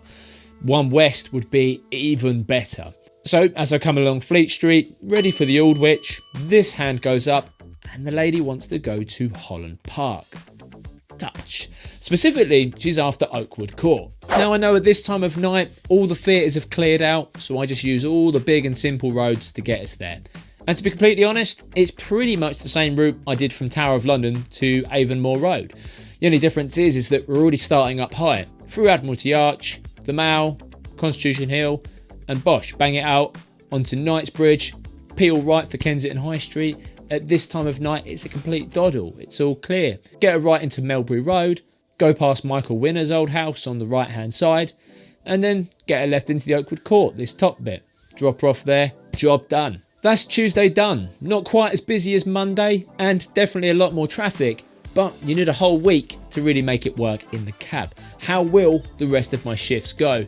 Well, so we come to Wednesday. I'm midway through the week. I navigate the worst nemesis in the taxi, and that's Upper Thames Street, eastbound. And what happens when you confuse your hotel names?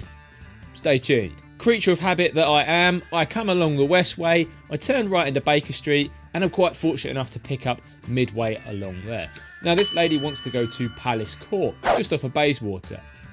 In fact, Palace Court is the road that's pretty much opposite the Russian embassy. So if you go there at the moment, you'll see the barricades because of the whole Ukraine and Russian tensions. This job, depending where you are on Baker Street, can change slightly. I.e., if you're at the very top by the Marylebone Road, then you're probably going to drop in using Old Marylebone Road and Sussex Gardens. Or if you're where I am on Baker Street, you're going to use George Street, shuffle through a bit of Tyburnia, and either use Hyde Park Street or Clarendon Place to pull you out onto Bayswater. Because that whole kind of Sussex Gardens area means you've got to come all the way down and then get Palace Court that way. We just run it along Bayswater Road, get right into Palace Court. It can be a little bit difficult to stop because of, the narrow roads here. Fortunately, we're not too long. I dropped the lady off and we're away and off to our next job.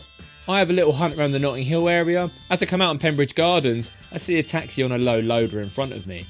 Just a stark reminder that no matter how bad it might be going when you're out here working, it could be a lot worse. I'm thinking maybe let's just head down to the Kensington High Street area. So I just gradually work my way down Kensington Church Street before picking up this lady right near the Royal Garden Hotel. Now this lady wants to go to Ixworth Place, Chelsea. Just one of those road names that again stands out because of the name Ixworth. It just sounds, I don't know, different. But also when you look at it on the map, Sloane Avenue, Ixworth Place, and whatever that bottom one is across the bottom there, Elliston Place. The way they kind of it meets up in a triangle basically around Chelsea Green. So it's quite distinct to see. The biggest issue is just kind of how I drop down and get to there. So I use the Royal Albert Hall. I go around by Albert Hall Mansions. No prizes for guessing who that might be named after. And I go via Prince Consort Road, Exhibition Road, and that leads you straight down to the South Kensington area. Then all you've got to do is go around South Kensington Station, neatly leading you into Pelham Street. You go past the TfL Lost Property Office on the north side. That forwards into Sloane Avenue. I quite like this route. It's actually a reverse of one that we do called WASP. Now WASP is a way of joining like Duke of York Square or King's Road over to South Kensington. And it's an acronym which stands for Walpole Street, Anderson Street, Walpole Street, Anderson Street, Sloane Avenue, Pelham Street. And then we get a right into Ixworth Place. Now I'm in that Chelsea area. I'm hoping I should be able to pick up again relatively quickly. I take a left onto King's Road and I managed to get this couple who wish to go up to Camden, specifically Pratt Street. Nice enough job. It's just at this time of day, again, it's just navigating traffic. I keep it simple. Let's just stick to the big roads. Pratt Street is actually named after Charles Pratt, 18th century former Lord High Chancellor of Great Britain and the first Earl of Camden. We go along the King's Road.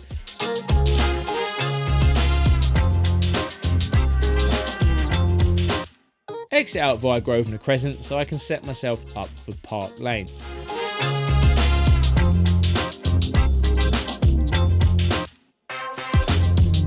We get that bit of Mayfair. I use Duke Street to get ourselves over into Wigmore Street, that Marylebone area. Nice, big, simple roads. Once I get up to Marylebone Road, I know that I'm fairly safe there. Marylebone Road, choices here I've either got a left into Regent's Park or a left into Albany Street. And I take Albany Street. Nice and clear. The bit that I'm not looking forward to the most here is Parkway. Parkway is like a major through road thoroughfare to get people through and out of Camden. And there used to be a few options in terms of being able to take side streets off of there, alleviate the traffic on Parkway. Trouble is, because of Camden Council's disastrous low traffic neighbourhoods, everyone is forced onto Parkway, meaning that we do have to sit on it for quite a bit. Because of how much the traffic builds up, I let the people know that where we are in relation to Pratt Street. I think they're possibly on holiday here, maybe staying at an Airbnb, so they haven't really got that much of a clue of the area. But they're happy just to be dropped off in this area because we're quite close to just Camden Central, so they can just generally walk the rest of the way. Dropping in Camden, I'm already thinking, where is my next job going to come from?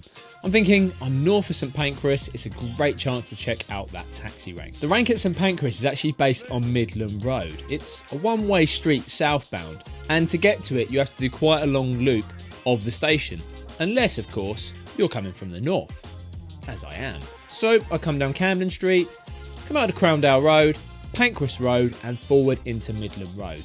Now normally you can get a good look straight down the rank and see if there's many taxis there. Sometimes you get stuck behind quite a few taxis and it takes a little bit of a while to load up, or quite often in this post-pandemic world, all the taxis can be wiped out and there's a big queue of people waiting there. Fortunately enough for me, there is people waiting there. Load them up and they wish to go to that really fancy hotel in Leicester Square called the Londoner. Nice. The only issue here is we're getting close to that 5 o'clock time. So we've got a combination of rush hour traffic and the West End loading up for people later on. There's only really one way to run it. We just get ourselves out onto the Euston Road. We come down Gower Street, forward into Bloomsbury Street, and you get that horrible traffic starting up at the beginning of Shaftesbury Avenue. I'm going to set these people on Irvine Street. It's just outside of Leicester Square, and it means I haven't got to go all the way around to Leicester Square to drop them off there. I do check this with them beforehand. The thing is with the Londoner Hotel is that it is sandwiched in Leicester Square, so the access isn't easy. So even going all the way around, they'll still need to do a bit of walking to get to the entrance anyway. Eventually get through the rubbish on Shaftesbury Avenue, left into Charing Cross Road, we do a right into Irvine Street, which is round the back of the National Gallery, and drop them off there. Gone 5 o'clock in the West End, I head onto the Strand, and just by Coutts Bank, which was the Queen's Bank and is of course the bank of the royal family, you've got to be pretty posh to have a bank at Coutts, I pick up these two people who wish to go over to St Catherine's Way, like St Catherine's Dock near Tower Bridge. This is probably the worst time of day to be doing this route. I do let them know. They're local to the area, so they do understand. You've got two options. You either go onto the River Thames using Victoria Embankment, Upper Thames Street, Lower Thames Street, and get yourself out to St Catherine's Dock that way. But of course, knocking off time on a Wednesday, single lane of traffic all the way out, this is always congested. In fact, I want you to do a little experiment for me now. If you open up Google Maps and type in Trafalgar Square to Tower Bridge, I want to see what route it will take you. Now, if it hasn't pulled you through the city or south of the water to then come back north, it will probably tell you to go along the Victoria Embankment, and a very, very high likelihood that Victoria Embankment route will be a permanent red line. It always is. There's always traffic there, no matter what time of day. So, how do I mitigate this? Well, I'm going to go through the city. So we get ourselves around the Aldwych, forward into Fleet Street. I just go forward over Ludgate Circus, past St Paul's Cathedral into St Paul's Churchyard, forward into Cannon Street, forward Eastcheap, Great Tower Street, and then we come back out onto Bywood Street, Tower Hill, that way. As a taxi, we can get a right into the approach for Tower Bridge, and we take that little slip road, taking us down St Catherine's Way and to the Tower Hotel. This actually runs okay today, but sometimes it doesn't always work. You generally know that going along the Victoria Embankment is always going to be bad, so the city will either be just as bad because of diversions and people going through that way, or you can get lucky, as I did in today's example. I'm quite enjoying the fact that I get to drop at the Tower Hotel because it kind of is marooned there. You often get the concierges trying to hail people down, or as soon as you drop off, there'll be someone else ready to go again. So I turn back round, I come back down to the Tower Hotel, and I manage to pick up people who are hanging out outside that little bar area just by the hotel. They want to go up to Meat Liquor at Hoxton Market.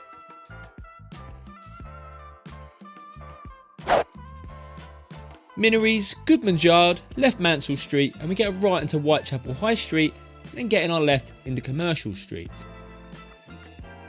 From here it's a straight line, run it all the way up Commercial Street, forward Great Eastern Street, into that little bit of Old Street,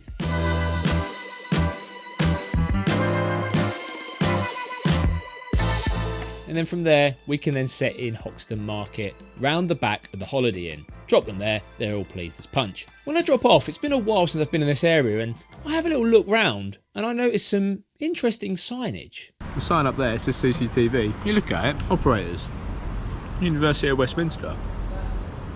I'm in Hackney. You look round and then you see University of Westminster signs, and then realise it's a campus in Hackney of all places. And that warehouse just caught my attention. It's called the Bursey Warehouse. Now, Bursey, I can't remember his first name, was the original manufacturer of electric taxis. I wonder if that's got some history to do with that. As I'm so close, I decided to go to the Shell petrol station to get some fuel. And pro tip is that most Shell petrol stations will have a toilet in. Just good to kill two birds with one stone. Off we go again, and I go down to Old Street, and it's on this junction of Goswell Road and Old Street where I have this lady jump in who wishes to go to the National Theatre. Now, for a lot of people who don't know like the map very well, will see the National Theatre as kind of being by Waterloo Bridge. So from where you are, you might think, oh okay, just got to get to Waterloo Bridge and then go over. Well, that's incorrect, and if we draw it up on a map, you can see exactly why that's wrong. So the route I opt for, I just come down Goswell Road, Aldersgate Street, we get a right into Long Lane of Smithfield, forward into West Smithfield, left into Smithfield Street, right into Snow Hill,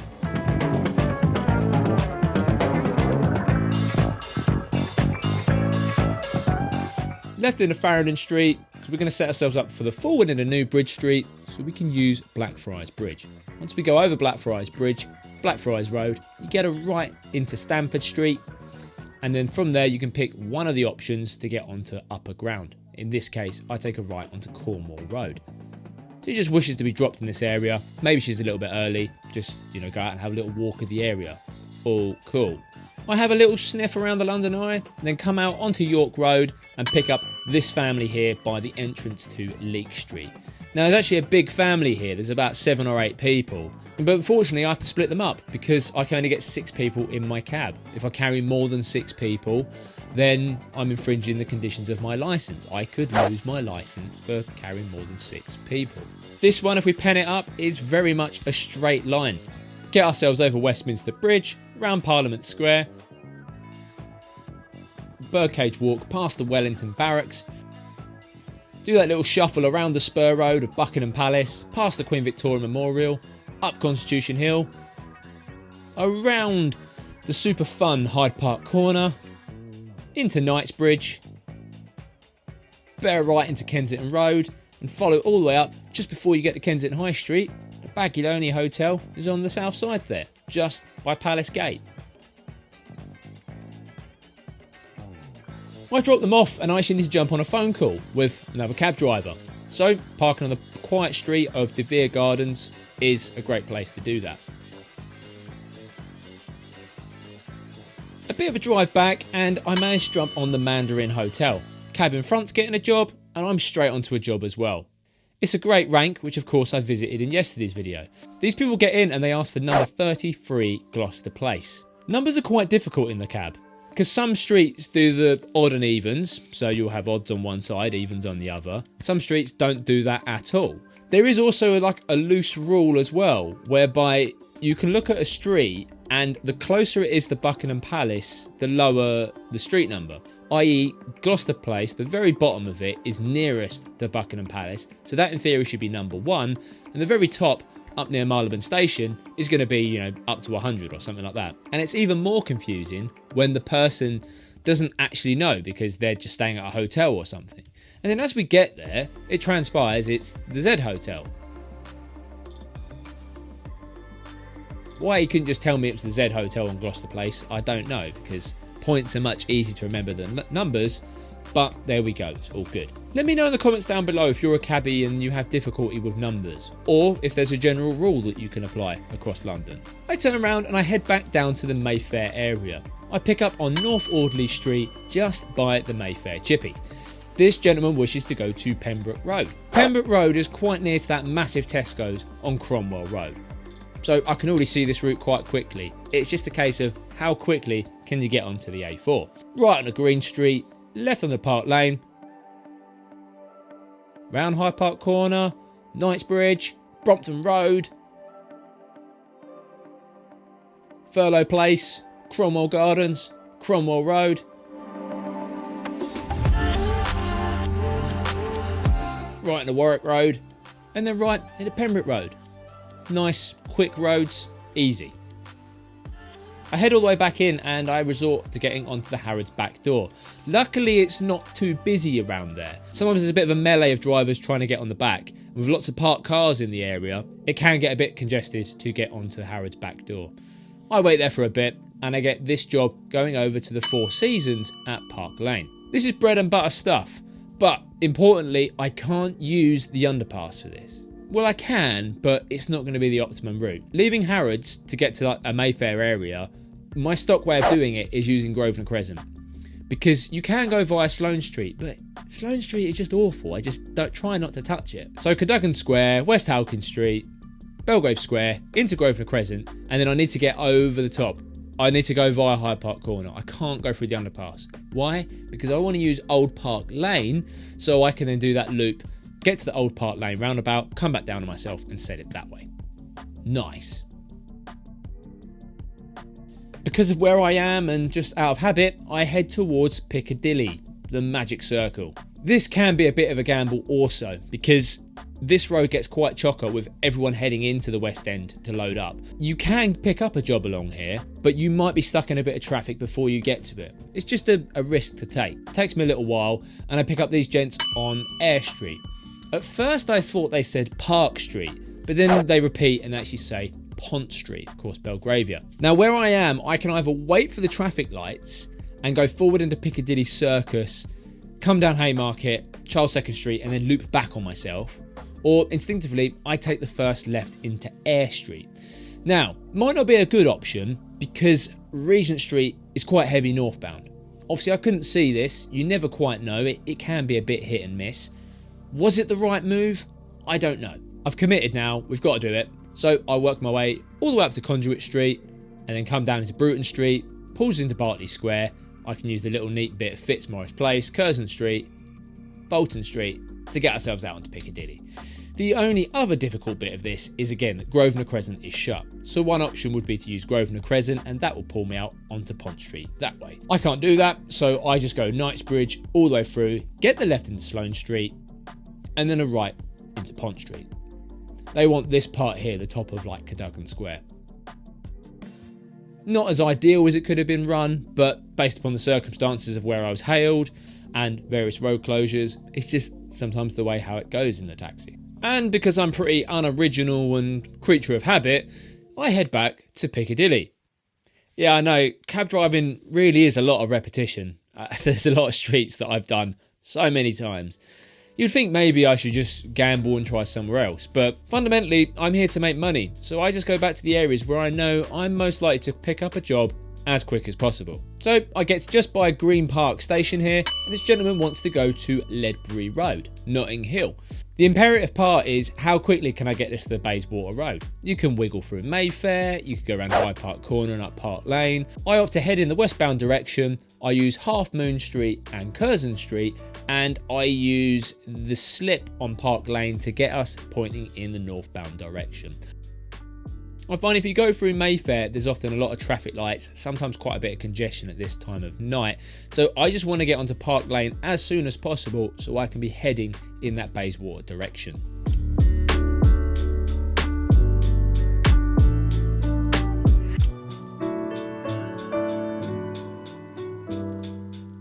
I lose Palace Court, Pembridge Square to get ourselves out to Pembridge Villas, then use Chepstow Villas, lots of villas, to get ourselves out onto Ledbury Road. Ledbury Road isn't a bad road to remember because just remember the Ledbury restaurant. What road is the Ledbury restaurant on? Ledbury Road. Nice. It's all about memory tricks. And super original me, where do I go back to? Piccadilly. I pick up this gent who just says Oxford Circus. So I start heading there. I'm thinking I'm going to go Berkeley Square, Bruton Street, Conduit Street, to get up to Regent Street, and that's then Oxford Circus. Then en route, he actually transpires that he's after the Holiday Inn, Oxford Circus. It's super annoying when hotels do this, right? I get it. It's marketing. They want to sound really flash, and it's like, oh yeah, Oxford Circus. But if you look at it on a map, Holiday Inn Oxford Circus is not by Oxford Circus. It's probably a good 15-minute walk. Luckily, I haven't gone too far before I find out this information, so we just go up Davies Street, I pull it back onto Duke Street, and that's what we need to get Wigmore Street. Coming from Mandeville Place, right Benwick Street, right into Welbeck Street, and that's that little bit of one way of Welbeck Street where we can drop the gentleman there. En route, he tells me he's actually from Glasgow, and I said, I've heard that Glasgow has kind of a bit of a rough reputation. If you went up to a true Glaswegian and said, look, can you tell me where this place is? In Glasgow, we don't say, I'll tell you where it is, I will show you where it is. His accent wasn't like that. It was quite a thick Scottish accent. But I'm not going to do a Scottish accent to save the embarrassment. I come out onto Wigmore Street and I get this hand go up. They want to go to the Holiday Inn Regent's Park. This is another super confusing one, right? There's a few hotels named Regent's Park, and you'd think they'd all be in like one location. Well, no, because Regent's Park being a big, massive park, they're going to be all around Regent's Park. You have the Marriott Regent's Park, north of Regent's Park, like proper north of Regent's Park. Then you have the Danubis Hotel, Regent's Park. Luckily, it's called Danubis because that gives it a bit of an identifier, but that's northwest of Regent's Park. Or in this case, the Holiday Inn, it's southeast of Regent's Park. It's just confusing. But once I got it, I proper nailed this one. What's difficult about this run is that Fitzrovia, there's some really complicated one-way streets, so it can be really easy to screw this one up. But this is where the knowledge comes into play. Now this one I was super proud of because I pretty much got him there without using any traffic lights. And it was like 4.5 minutes. So we just came along, we did Wigmore, Cavendish Square, get right into Chandos Street, go past the Langham Hotel, up Portland Place, and we get that right over into Duchess Street. That sets up to Hallam Street, which is awesome because that then cuts out. Great Portland Street comes southbound, Portland Place has traffic lights on it. I get a right into Weymouth because Carburton's actually shut at the top. There's a bit of works going on. So I come down Great Portland Street, Clipstone Street, up Bolsover, right into the forecourt. It's a bit wiggly up and down, and it's probably the best route I could think of. I must be in for a tip here. It's £8. It's probably going to round the tenner up. Got it here for like what? £7.60?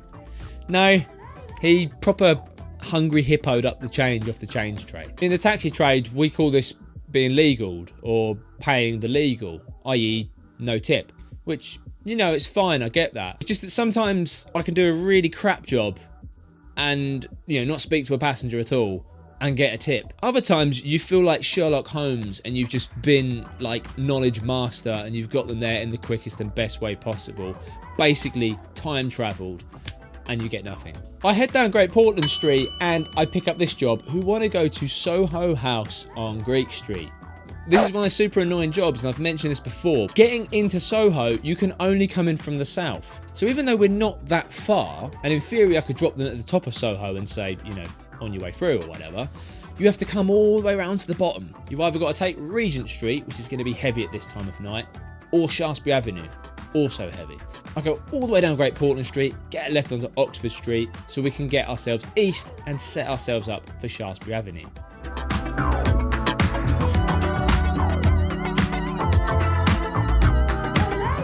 We're coming along Shaftesbury Avenue, we're by the Soho fire station, and they say, look, can we get out here? And this is pretty reasonable because I'd have to just go along Shaftesbury Avenue and come back on myself. So I drop them there, absolutely fine. Now you'd think at gone 10 o'clock in the West End, you'd be able to pick up a job instantly. It's guaranteed. Like a colleague said to me once many years ago, nothing is guaranteed in the taxi trade. You could be in the right place at the right time. It has no bearing on whether you get a job or not. It is all down to luck at the end of the day. So I hunt through, I go up Dean Street, around Soho Square, and I pick Greek Street to come down. I pick up these couple of guys from the States, and they wish to go over to Blackfriars. They're quite ambiguous in telling me what the hotel is. They don't quite know. And I'm throwing up suggestions, and they go, oh yeah. And then it turns out it's not that. Customers sometimes do this, where you'll say something, and they go, oh yeah, that sounds good. And it turns out that's not where they wanted to go entirely. This route, it can be a bit busy getting out the West End. So, you know, going down towards Trafalgar Square could be a bit difficult. I could go along Bloomsbury Way, come down Kingsway and go over Waterloo Bridge. I'm thinking I'm just going to go safe though, because they said Blackfriars, they were in that area for that hotel. So I want to get myself onto Farringdon Street to set myself up for Blackfriars Bridge. So all the way through Bloomsbury Way, we get ourselves over into Holborn by doing the right into Drake Street, Red Line Square, Proctor Street, left into High Holborn, forward Holborn, we peel left into Charterhouse Street, onto Farringdon Street, Newbridge Street, Blackfriars, and it turns out they're after this Marriott that's quite close to the Mandarin Hotel on Upper Ground. It's quite a new one, kind of at the base of number 1 Blackfriars. I drop them there. And knowing that it's getting a little bit later, I just want to have one more job. something in the going home direction. I see an app job pop up quite close by in Waterloo, and it wants to go to Twickenham. As annoying as it is having to pay a 15% or a 20% commission to an app job provider, it does get me in the right direction, so I take it.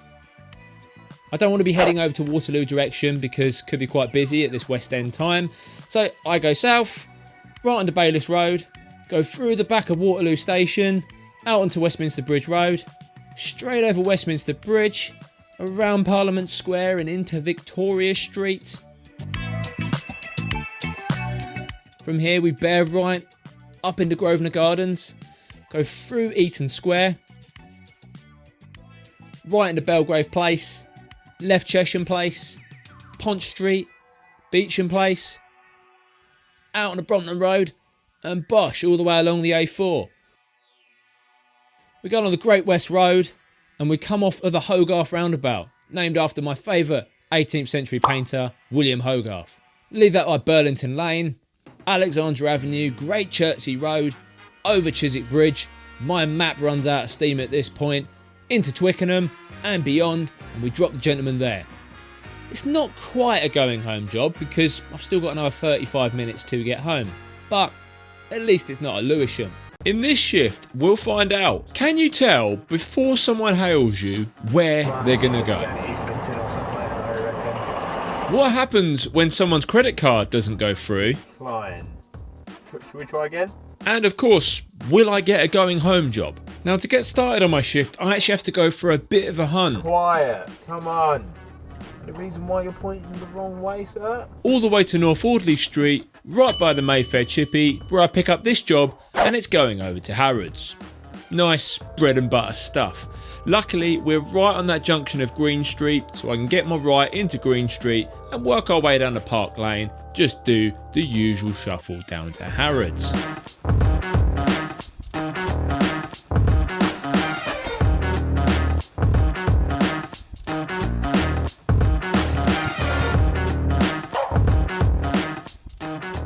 This gets me warmed up.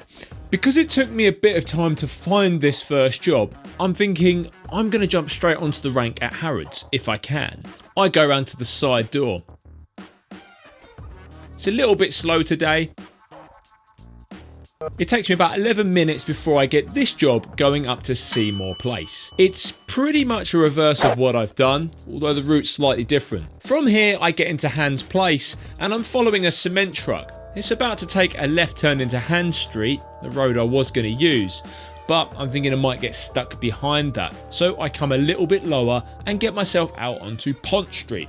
From Pont Street we run it all the way through to Chesham Place, go around Belgrave Square, and we're going to use Grosvenor Crescent to be able to exit out onto Hyde Park Corner. From here it's just the usual job of going up Park Lane, but this time we're going to go around Marble Arch, up Edgware Road a little bit, get a right into George Street, and then get our left into Seymour Place. Drop them off here. Very nice. I'll be honest, by the time the end of the week comes round, I start to begrudge the job a little bit. It just gets a lot busier on the streets, it just gradually gets a little bit more stressful as the week goes on. People have this notion that, end of the week, Thursdays, Fridays, that everyone's out and about and there's so many people on the streets, so us cab drivers are raking it in. But I find it to be the opposite. Monday, I can get across the city, I can go where I like. By the end of the week, there's just so much traffic and congestion, and as a result, I can't get to jobs quick enough. So there's a lot of time in between jobs, and that of course then adds up to my potential earnings across the day. Give me a Monday any day of the week. I love driving on Mondays. But this is Thursday, let's carry on. It takes me another 10 minutes or so before I get another job. I'm aiming for that Oxford Street, North Audley Street area again because I had a bit of luck there before. And at the last minute, I see this job come up. This job is going to the Cadogan Hotel on Sloane Street. Much like a repeat of the first job, the only difference is that we've come a little bit too far down North Audley Street. We've missed Green Street and we've missed Lee's Place. So the only option from here is to go around Grosvenor Square, then out onto Upper Grosvenor Street and onto Park Lane.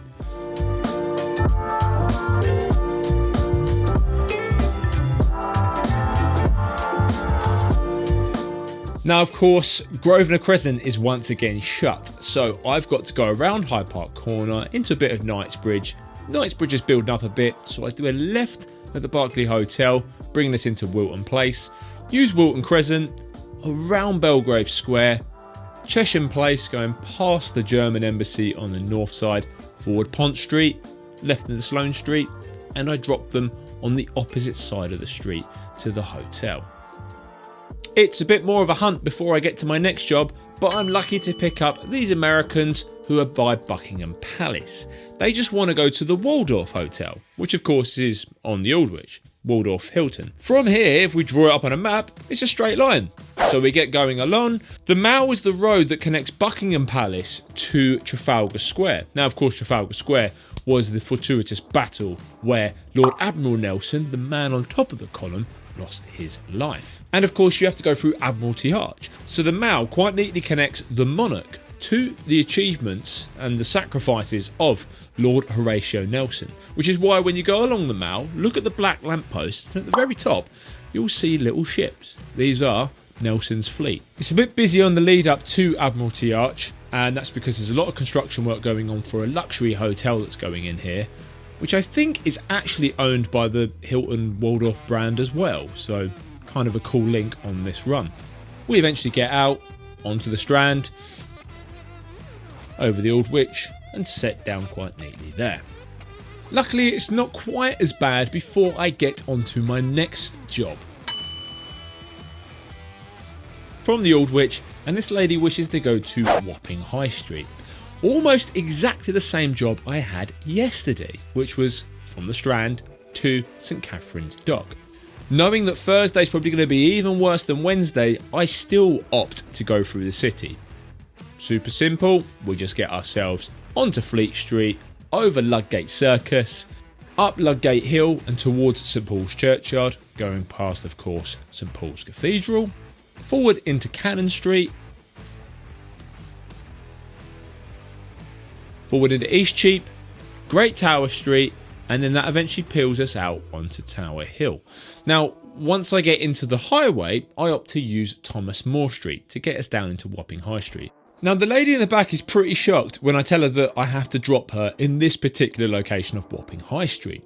If you look in front, you will see the signage for the Wapping Bus Gate, which, as the name suggests, only buses and local residents are allowed into that bus gate. As it's between the hours of 4 PM and 7 PM, I'm not allowed to go in there, and I don't fancy a £60 fine. She has to walk the rest of the way, which, as Wapping High Street is a good distance, could be a bit of a walk, especially if it's raining.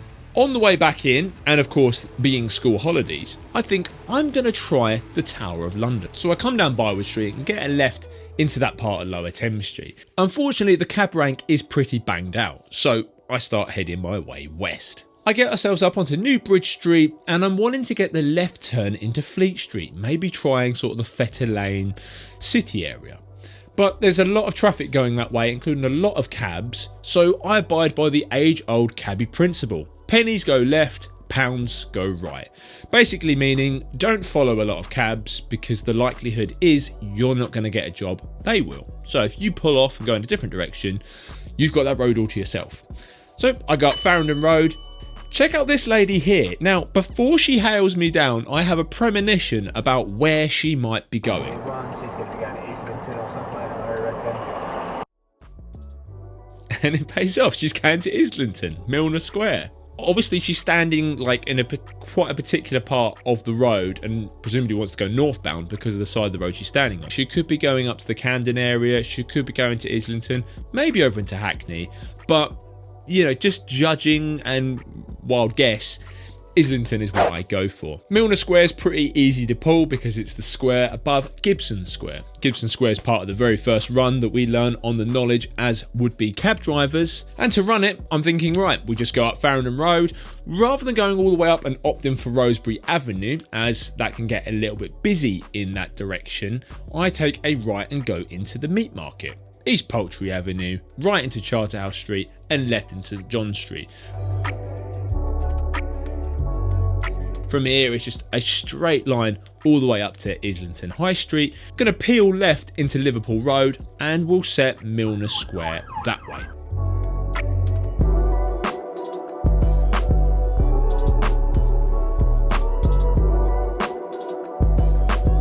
Upon dropping her off, I decided to come back via Upper Street. Bit more of a busy area, sometimes you get people going back in. It doesn't pay off. I go all the way back down the way I came, so all the way down St John Street, and on the right into Clerkenwell Road, I get this job here. Gentleman wishes to go to Ebury Street in Pimlico. It's quite a bit of a boot at this time of day, but this is where knowledge steps in.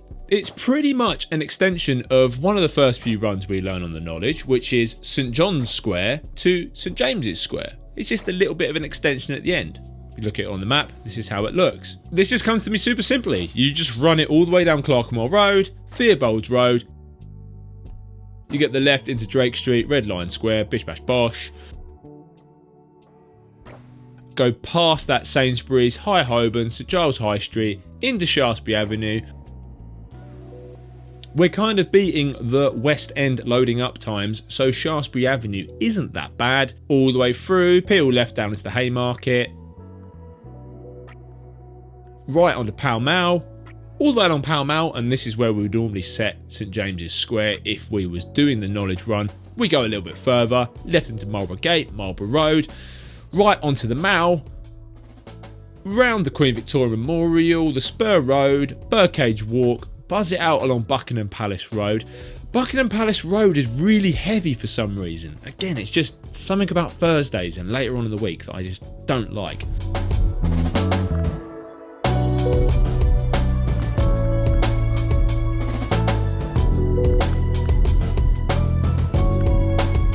We'd run it all the way along, right in Assembly Place, and we just set on the corner here of Assembly Place and Ebury Street. Nice and simple. From here, I'm wanting to go to that Knightsbridge Belgravia area. Ever so lucky on the way back through, I get this job here off of the Harry Hotel. And they wish to go up to Selfridges. My stock method of dropping Selfridges is using the side door at Duke Street. Technically, it's a little bit further, but I find it always runs better than using Park Street. You also don't have to worry about, setting down quite awkwardly on Oxford Street. This route at this time of day is a little bit slow. We know this, we've done this a million times before. Grosvenor Crescent, Park Lane, you come in at Upper Brook Street, forward into Grosvenor Square, get yourself a left into Duke Street, and then we can set down near there. As I'm setting down, someone does come over to the cab and wants to jump in. No, you see the taxis over there, sir? They're waiting for you, and there's some more down there. And the other thing to do as well is just to let that driver at the front of the rank know that there is a job nearby, just so they can keep an eye on any other cabbies you might sweep in and try and nick that job. I'm alright with this though, because I generally have a good bit of luck in the Wigmore Street area. And yes, I get this job who wish to go to Embassy Gardens, 9 Elms, quite near the new American Embassy. That crazy development that's got that glass swimming pool that joins between the two buildings, that's Embassy Gardens. From where I am, I can very neatly cut into James Street, and I love this because it's so much quicker than taking Orchard Street and coming down Green Street. Pulls you out very neatly onto Brook Street. You go around Grosvenor Square, up a Grosvenor Street, and pull yourself out onto Park Lane. From Park Lane, getting down to the 9 Elms area, you just pretty much run it all the way down Vauxhall Bridge Road. Pen it up on a map, it's basically a straight line. From where I am in Mayfair, it's going to be Vauxhall Bridge all day long. So Park Lane, Hyde Park Corner, Grosvenor Place, Lower Grosvenor Place, go round the Bresenden Place Gyratory, left on the Vauxhall Bridge Road, going past Wicked, all the way out, over Vauxhall Bridge, around the Vauxhall Gyratory,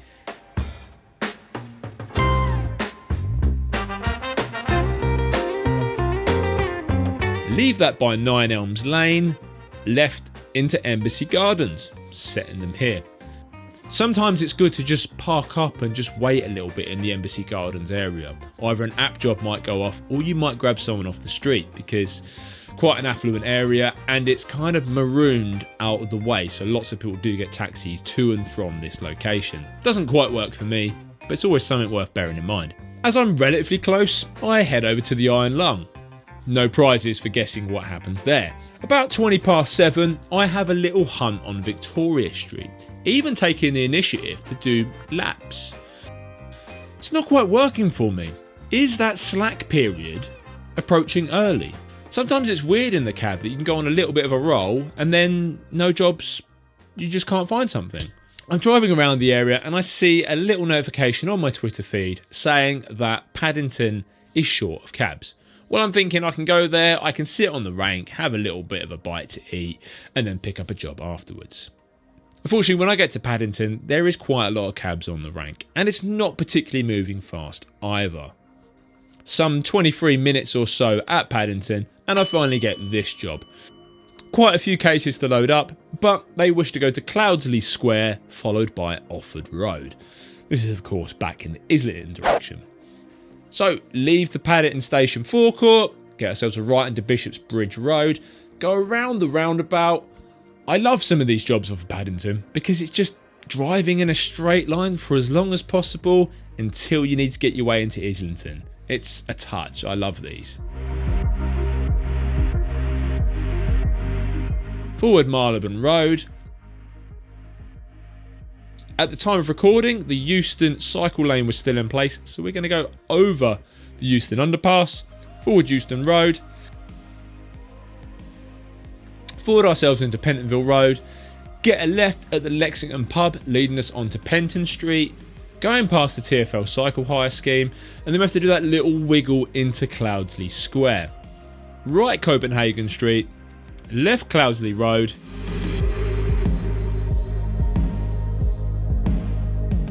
you can see how it gets a bit confusing in that area. There is a lot of squares all sandwiched in, so sometimes I'll have my cabbies mate up because just trying to remember all those nuanced little bits for something you don't drop that often can be a little bit confusing.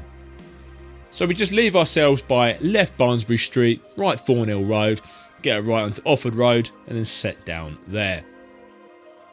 We're clear about 8:20. Now coming back into town, I'm always going to stick it back on the big roads to try and hunt out a job. So I'm along Upper Street.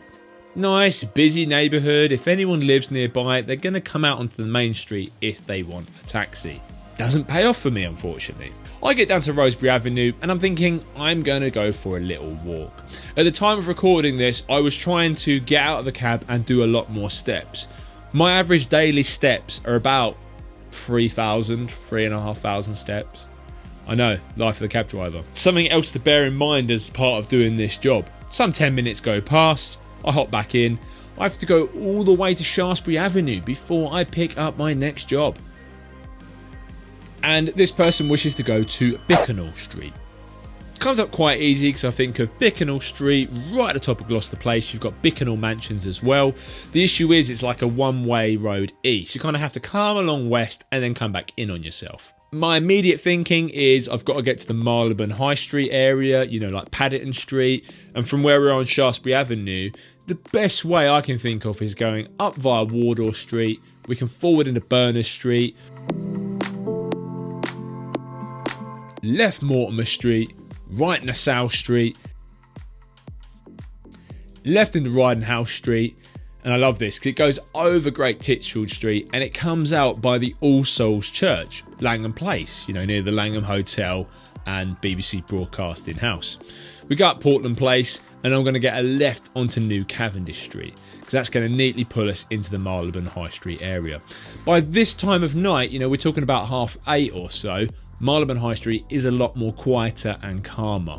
I definitely wouldn't want to be doing this kind of route in the day because it's a major high street. There can be a lot of traffic, deliveries, that kind of thing happening. Nice and clear for us. Left into Paddington Street, go all the way through. Paddington Street becomes Crawford Street. Going to get ourselves a right into Montague Mansions, left into York Street, right Gloucester Place, and then right into Bicknell Street. Easy.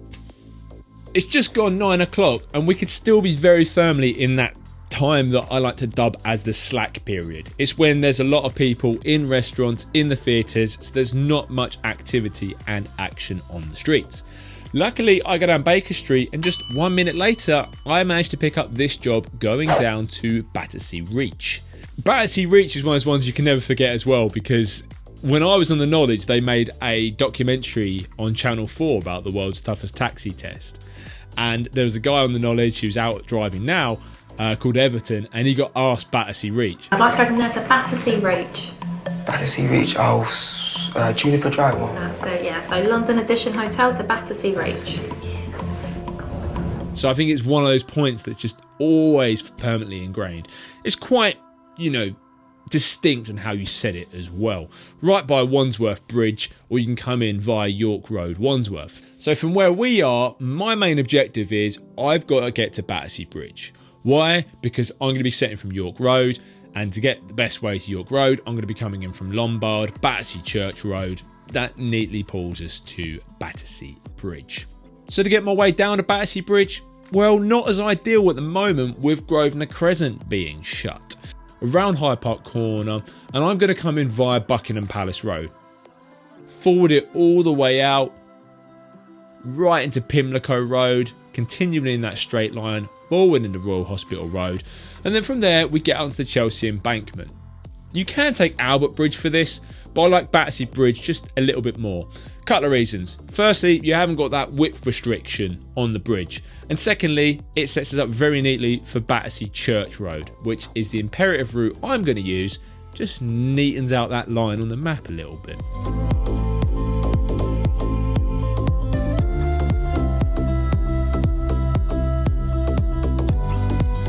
Forward into Lombard Road, right York Road, and then you can't turn right into Battersea Reach. This is the restriction here. So on the knowledge, we used to go into Wandsworth Circus and then come back on yourself. Other options in real life could be come over Wandsworth Bridge, get the left into York Road and come that way. But as a working taxi driver, I'll let you cheat in whatever way possible. It's a bit of a drive back, and I deviate from my usual route in. I'd normally be heading in like the Sloane Square direction. But the marvellous world of Twitter has told me that the Royal Albert Hall is about to pop. So I head in that direction, get ourselves on the Queen's Gate, and I'm lucky to pick up on Prince Consort Road. This job is going to King's Cross Station. Now from where we are, the map route would say all the way through the Shaftesbury Avenue and through the West End. We're fast approaching 10 o'clock, and on a Thursday night, that would probably be suicide. So I'm thinking I'm going to circumnavigate the West End. We're pretty much pointing into Hyde Park. A quick check on traffic conditions tells me that Hyde Park isn't that bad going northbound. So I go north, get ourselves through the park, pull ourselves out onto Bayswater Road. And then I want to get ourselves onto Sussex Gardens.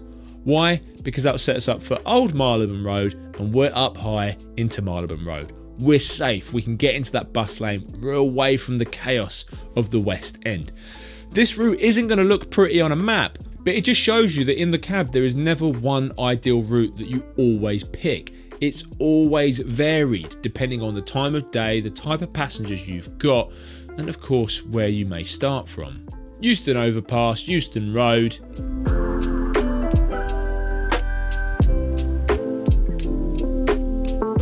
Left into Pancras Road, and then we can set down King's Cross there. As I'm setting King's Cross, it's that most wondrous time of the evening when you realise there is no cabs on the rank at King's Cross. Touch! So as soon as I drop off, I'm very quick to get to the front of the rank. 10 past 10, maybe I'll get someone going in the westward direction. No, this gentleman wants to go to Canary Wharf. Thankfully at this time of night, getting out to Canary Wharf is pretty much a doddle. It's a real easy route, you don't have to really think about it, and there's not too much deviation you need to take from it. Annoyingly en route, he's got a McDonald's bag, and I've got upholstered seats, and he's got the McDonald's bag sat on the seat. I've had it before where the grease actually drips through the bag, and then of course it stains the seats. I know, I should have got the leather option, whatever. Hindsight's a fabulous thing. I'm kind of a bit of a people pleaser. And I said, look, would you mind taking the McDonald's bag off the seat? But in the process, I'm kind of like, you can eat it if you want. Presumably he's travelled back from somewhere. He's wearing a suit, he's going over to Canary Wharf, and he's got a McDonald's bag. That kind of says to me that this guy has probably had a really long day. Normally I'm not one to do this, because of course it stinks out the back of the cab, and it's not a pleasant experience for the next passengers. But knowing it's near the end of the night, it's just a nice kind of gesture and just humanises that cab experience a little bit more. So the route's simple. We run it all the way out, Pentonville Road, City Road, comply by the Old Street roundabout, leave that by Old Street. That then bears right into Great Eastern Street.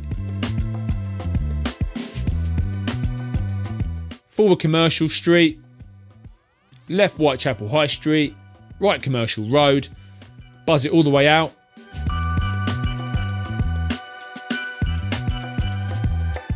Right Butcher Row, left into the Limehouse Link Tunnel, exit off for the Isle of Dogs, do a right into West Ferry Road, and we're going to go underneath the West Ferry Road roundabouts and use underneath so we don't have to go through the security checkpoint at the top. Down to the next roundabout, exit off by Marsh Wall, right into Mastmakers Road, left Lighterman's Road, and then right into Mill Harbour. After dropping him, I decide to have a quick scout in the back of the cab, just make sure it smells okay in case I pick up another passenger. Mill Harbour, bollocks. This is effectively Canary Wharf. So Canary Wharf's all that fun stuff up there. Oh, it doesn't smell too bad in there. It's nearly 11 o'clock, and as a man who likes to be home in bed by 12, and bearing in mind I live out west, I don't think I'm going to be home at 12. Yeah, that kind of sucks. Right, now my plan is to get back into centre, I guess. Hopefully pick up something along the way. What always surprises me is leaving Canary Wharf and then going back into town. It's not actually that long of a drive before you're picking up again. In this case, just 9 minutes until I'm picking up on the highway. These people want to go to Weston Street, Bermondsey. Now they've told me they've actually come from Wapping High Street. Lo and behold, even though it's quite late at night, they're struggling to get a cab in Wapping High Street. And I think that's one of the biggest issues with the Wapping bus gate. It kind of like deletes that area of London from the mind of cab drivers. You're thinking, well, there's a bus gate there, I don't want to go near that area. So even though we're long after the 7 o'clock time when the bus gate finishes, you kind of need it as part of like your regular habit. Because of the whole bus gate thing, you think, well, why should I? Like they prevent our access from going in there, I'm just going to head back to the West End. The route to Weston Street initially throws me. Very rarely do I get hailed down in this area, and then of course go into somewhere like Bermondsey. But of course, when you work out the logical options you can do to get there, there's only one way of doing it, and that is of course going over Tower Bridge. Forward into Tower Bridge Road, we get ourselves into that last little bit of Grange Road, Bermondsey Street, going around Bermondsey Square, left into Long Lane, do a right before the Sainsbury's, and that then of course is Weston Street. It's getting late and I don't think I'm going to be home for midnight. So I head along, I get to Southwark Street, and I actually have a cabbie hail me down. This cabbie's actually getting some charge there for his electric cab, and he lets me know that there's a couple of ladies who wish to go to Harlesden. This is a real touch. I think they're relatively new to London, because I don't think they've got sort of quite context of where it is. Maybe they're staying at friends in Harlesden. But from here, we just want to use big roads to get out. So we go all the way along Southwark Street. I'm going to get a right onto Blackfriars Bridge, New Bridge Street, Ludgate Circus, Farringdon Road, King's Cross Road, all the way up, getting ourselves out onto the Euston Road. From here, nice easy straight line, we're going to go all the way along into Marylebone Road, over the Marylebone Road flyover, peel off though, because we want to get ourselves onto Harrow Road. Harrow Road is going to very neatly continue our way out into Harlesden. So Harrow Road goes forward into High Street, Harlesden, forward Manor Park Road, go round the Burger King by getting a left into Tavistock Road, and then follow it right into Craven Park Road. I've had their postcode to get to this point anyway, because there could be like a real nitty gritty little street in Harlesden that I would never have known. Anyway, we get them there. There's actually a bit of a trouble on the credit card. It says decline. Should we try again? It takes quite a few goes for the credit card to go through. No, that was not gone through either. I generally try not to panic at this point. There's always a way around something. Yep, all good, perfect. That one's good. Bit annoying because it takes a little bit of time, but it's better than not being paid altogether. We're done and I'm going to head home. It's Friday. I head in my usual route along the Westway, and I've got to decide where I'm going to start my shift. Keeping it easy, I just head straight to Paddington Station, as there's nothing quite like the feeling of turning right into the mouth of the station and seeing, is there loads of cabs there or is there no cabs there? Today, there's a few cabs there, but I can see the rank is moving, so I sit here for a bit and eventually get my first job. The lady hops in and says Holloway Road. Little bit of talking, and she says she wants to go to Hornsey Street, right by Holloway Road station. As we exit out the forecourt, you can see the receipt pad man. He's just sat there on his makeshift seat, but he just sells receipt pads to us cab drivers, so bit of a legend of the cab trade, I guess. Now, it's not always ideal starting my shift with a long job like this. Because I haven't driven through or across London yet, I have no idea what the traffic conditions might be like. Out of the forecourt, around the roundabouts and up into Warwick Avenue, before I settle to go via Little Venice and St John's Wood. We get right into Blomfield Road and we sit for a little while at these traffic lights. They can be a bit hit or miss. Left Maida Vale, right St John's Wood Road. From St John's Wood we go through St John's Wood Circus, Prince Albert Road,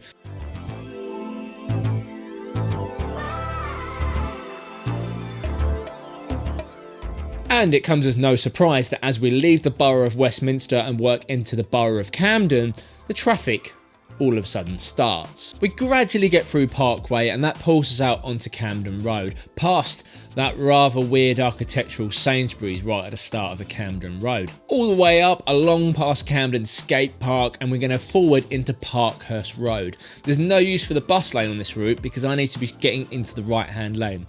What I've opted to do is to come a little bit high above the point and then come back down Holloway Road and come in that way. You can see this whole area right near the junction of Hornsey Road is quite busy. I dropped the lady there. Yes, it was a bit of a long and possibly not the greatest route, but we're there all safe and sound. On the way back in, I stop in the Shell petrol station just to quickly grab a snack and go to the toilet. Pro tip here is that most Shell petrol stations will have toilets inside of them. Upon leaving the petrol station, I get to use the handy bus lane all the way down to Highbury Corner. There seems to be a hell of a lot of traffic in this area, but despite this, it's quite a long drive down to my next job, which is on Goswell Road. Now, as we've got a bit of time on this drive, I can talk about the sponsor of today's video, and that is me. Yes, today's video is sponsored by My Sunday Summary. Now, thank you to those who already subscribe to this, but if you don't, I'd highly recommend it. Basically, every Sunday I put out a free email of what I'm working on, what I've discovered in London, and just general curiosities. As an example, last week I shared the website City Stack. I'm not sponsored by them, but I thought it was great and people who love London are going to love this. It's basically a stack of beer mats that you pay £20 for, you get 10 beer mats, and you go take them into a variety of independent pubs across London. And that was just something that I just found one week that I put into my Sunday summary. It's full of these kind of things. I'd highly recommend joining it. Best of all, it's entirely free of charge. Just hit the link in the description down below or go to my website tom.taxi/newsletter. If you've already subscribed to it, then please do leave a comment down below if you do get value from it, just so it helps spread the word. I love making it. It's one of the things I do in conjunction with this video. Now, we're just about at Goswell Road to pick up my next passenger. Let's check it out. Now, right on the separation of Aldersgate Street and Goswell Road, this lady wishes to go to Gray's Inn. So instinctually, I come down, turn right into Long Lane Smithfield and work my way through the meat market. As we're going through the meat market, the lady asks, is it possible to stop in High Holborn? She wishes to pick up a friend. Not a problem. Doesn't really change too much because it's the direction I was heading in anyway. At the time of recording this, I couldn't get to Charterhouse Street. That would force me back up into the St John Street area. So I've had to come all the way down along to Snow Hill and then come up Farringdon Road. Now, this day was particularly hot. I always run the air conditioning at a constant temperature in my cab. It's the same as what I have up front, so if I'm sitting in it all day, I know it's going to be nice and cool. The trouble is, I think a lot of office people are used to having such freezing cold aircon. They expect to get in the cab and it's going to be like Ernest Shackleton, like ice cold sort of stuff. So, lady gets in, she opens up the window. When we get to this point on Snow Hill, she asks me, have I got air conditioning? To which I replied, Yeah, it does. Just with not very good with the window open, that's all. I know it works fine because the lady before even commented on how nice the air conditioning was. Check this out. There's some construction works going on here. My light turns green. You can spot that the cycle lane has a red light. Can you spot the cyclist? I'll give you a little bit of time to have a little look. Okay, let's continue. Yep, that's the one. We go through Holborn Circus by the Sainsbury's headquarters, take that onto Holborn. and follow it forward all the way through to High Holborn. The lady lets me know that her friend is just a little bit further up. I'm quite careful where I'm stopping here, because if I go any further, then I have to come back on myself. I know that I've got to get to Gray's Inn, so I stop right by that junction of Southampton Place, meaning that I can still get it to continue on the journey. I don't want to make a rod for my own back here, I just want to get through the job and get done as quick as possible. Bloomsbury Square, work our way back to Theobald's Road, come down Drake Street, Red Lion Square, Proctor Street, left into High Holborn, and we can get to this entrance of Gray's Inn. I head in the direction of the West End. Not getting a job on the street, I jump on the Covent Garden rank at Russell Street. There's no other cabs there, so I'm straight on I'm going point. to sit on Russell Street. I'm just going to sit here. No point driving around this building. This gentleman casually hops in and asks for Fulham. It's super simple, comes to me instantly. We've just got to get out of Covent Garden, get ourselves onto the Strand.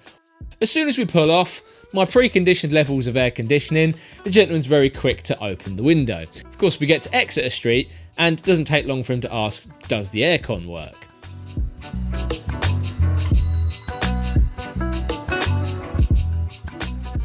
All the way along the Mall, we can't use Grosvenor Crescent as that's still shut, as we've learnt from earlier on in this week of shifts.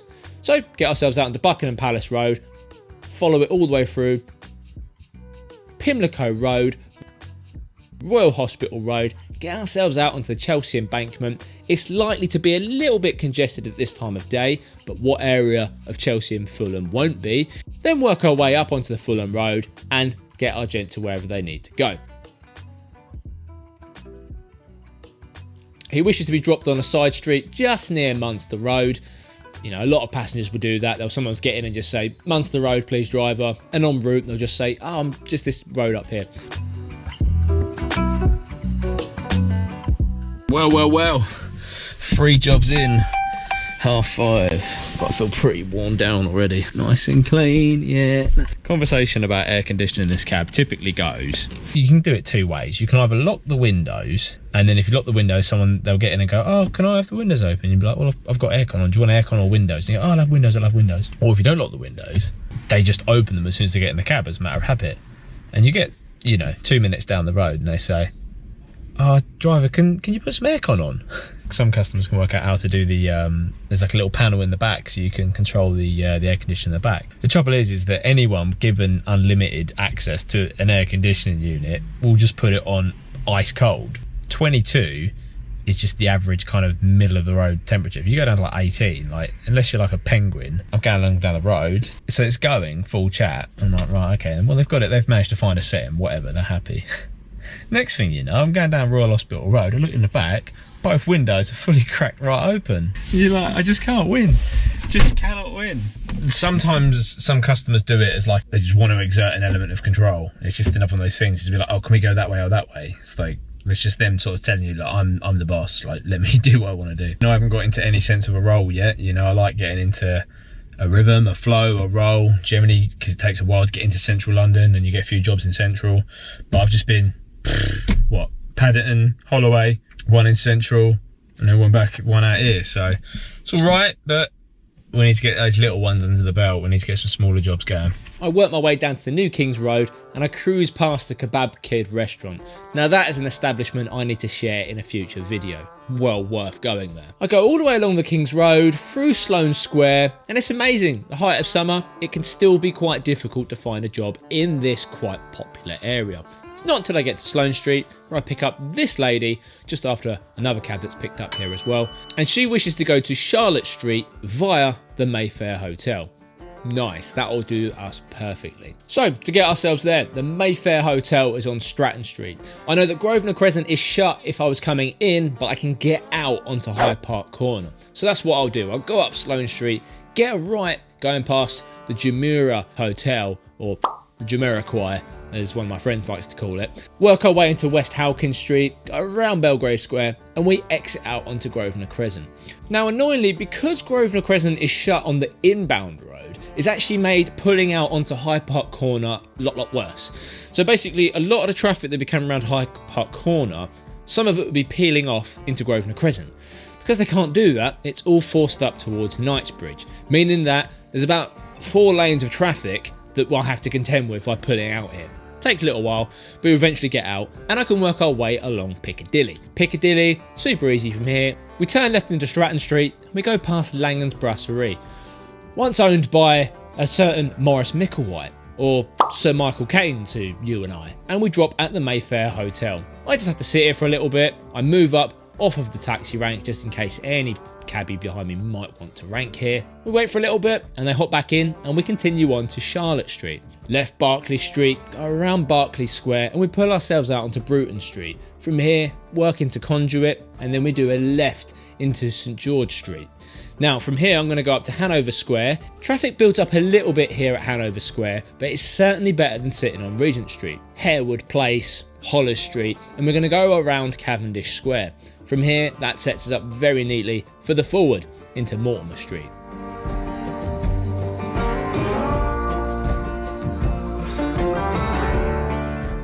All the way through forward Goodge Street. I quizzed them en route. I know they're most likely going to be going to the Charlotte Street Hotel kind of area, and they are. So we turn right, we set them down there. As I'm dropping, notice these people here who are kind of hugging. I love this. It's one of the cues that you can get where, you know, after the hug, one or two people might want a cab afterwards because obviously they've met up and now they're departing. I think these people have just met up, so it's the wrong way round, but they're great things to look out for when you're looking for your next job. And I see this hand go up, albeit a frail hail. The lady says she wants to go to the Central Park Hotel. My little trick for remembering this is that it's on Queensborough Terrace. Why? Because Central Park is New York, Queens is like a borough in New York. I don't know if the two are linked, but there you go. That's my little trick for remembering that. But then she says, oh, actually, can I get out? I said, what? She goes, yeah, sorry, my Uber's just turned up. There we go. But no dramas, because I'm quite near to Oxford Street, so I'm very likely to be picking up another job soon. I managed to get this couple. Now they want to go to the Circus restaurant, right in the north of Covent Garden. It's made worse in this particular example because of Camden Council's disastrous remodelling of the Seven Dials area. They want to go to Endell Street. How will we run it? Well, first of all, we've got to drop this gentleman to get a shirt. So I literally spin round so we're in the correct direction of their restaurant, and I spot a Moss Bros. I mean, what about Moss Bros? Is that anything decent there, or? And I talk with his girlfriend a little bit in the back. She lets me know that this is the kind of thing that he always does. He generally has a panic and has to go buy some new piece of clothing before they go out. Hops back in, and away we go. We go forward into New Oxford Street, we get right into Bloomsbury Street, and as we go down right near the Shaftesbury Theatre, we can see Endell Street directly in front of us. And years ago, you used to be able to just drive forward, get the left into Endell Street, and bosh, would be sorted. But no, this is now the route we have to take. So, we've got to go down Shaftesbury Avenue, which luckily at this time of day is pretty clear. Trying to do this when the West End is loading up is like the worst thing on earth, because Shaftesbury Avenue inadvertently always builds up. We're going to get a left into Mercer Street, after the Mercer's company who own much of the land and properties here within Covent Garden.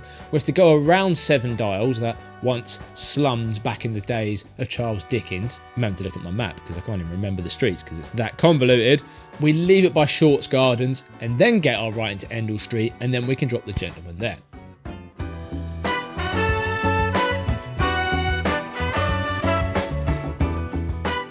So I go to this restaurant here on Upper St Martin's Lane for a quick breather. That is a perfect example of why I don't work Oxford Street. Someone's just found the knob for like tourists and just gone, yeah, let's turn these up today. But yeah, I've got like a mate who like swears by like working Oxford Street, because you just roll up and down Oxford Street, and a lot of cabbies do it because it's just so many people. You roll down there, you pick someone up. But in the case there, I'm thinking we're like on the east end of Oxford Street. Us cabbies, we call it the poor end of Oxford Street, because you have like the cheaper shops and you have like Selfridges and all the other stuff up the other end, like down the west end, like towards Marble Arch. I'm thinking, where am I going to get him a shirt? And obviously he wants to stop, get out and then go do the shirt, and it's like 6:30, there's cycles everywhere, there's buses everywhere. You're trying to mentally calculate where is the nearest shirt shop. I've then got to get him onto Endell Street. Where can I stop? I'm stopping near a bus stop. How long are they going to be? Is there going to be a camera on me that's going to find me for sitting on this double yellow for too long because he's gone in to go get a shirt? What if I've got to move on? I've got his girlfriend in the back and he's in the shop. How's he then going to find me? What if I have to do a U-turn? That's why I don't work Oxford Street. And generally why I don't like working Fridays. It's just carnage. Gonna breathe for a bit.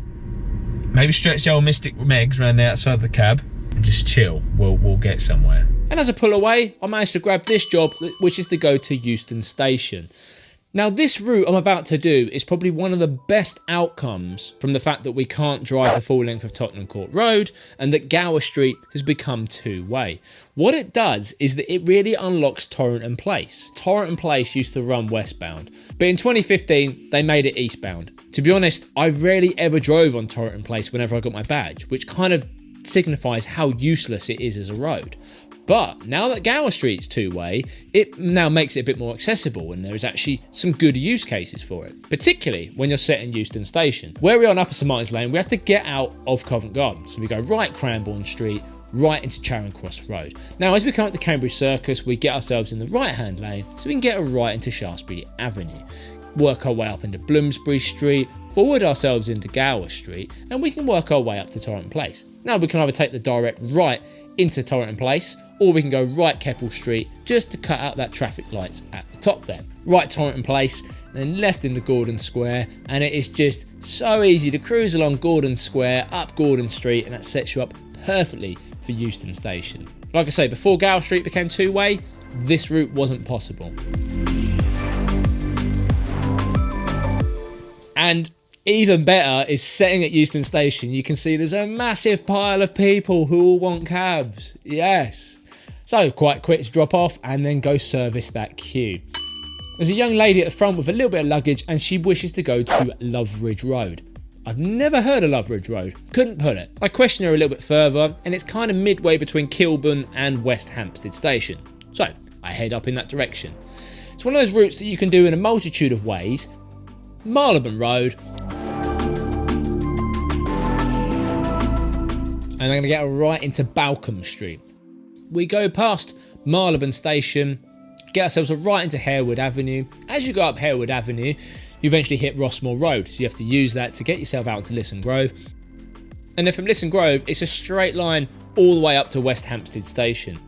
Lisson Grove briefly becomes Grove End Road, and then it becomes Abbey Road, site of the most unpredictable zebra crossing in London. Obvious reasons. Carry on up Abbey Road, past the aptly named Snowman House. And that then becomes West End Lane, where you get points like the Ackole Bridge Club. Do a left onto Iverson Road, which takes you past West Hampstead Station. Right Ariel Road, left Loveridge Road, and she just wishes to be dropped there. Nice. The only issue with being up in Kilburn, West Hampstead area is that unless you're lucky on the apps, there's bugger all work about. So I come back down Kilburn High Road, which is generally a bit naff until you get to this bit near the start of Maida Vale. And one of the sort of first opportunities you get to pick up organically in this area is from the Marriott Maida Vale. Going past, there's no one there. I go down Maida Vale a bit, but I cut through St John's Wood Road. Maybe there's something going on at Lord's. There's no one there. And I'm thinking, right, I'll come down Park Road, past the Regent's Park Mosque, and down into Baker Street. And it's here where I'm able to pick up the next job. Queensway, yeah, hop in. Yeah. Pure knowledge and action. I love this. Just gets in, gives you a rough area, and I know instantly I've got to turn right at these lights. Depending whereabouts on Queensway might determine how I set it, but I find out we're going to the bottom of Queensway, right near Bayswater Road. As a result, I'm going to come down Sussex Gardens. Other ways of running this is coming along Bishopsbridge Road, and you can come in near the top of Queensway, you can come down Inverness Terrace and back on yourself. This way will work fine for us, I'm sure. So, Marylebone Road, bare left, Old Marylebone Road, forward Sussex Gardens, around the bottom of Sussex Gardens.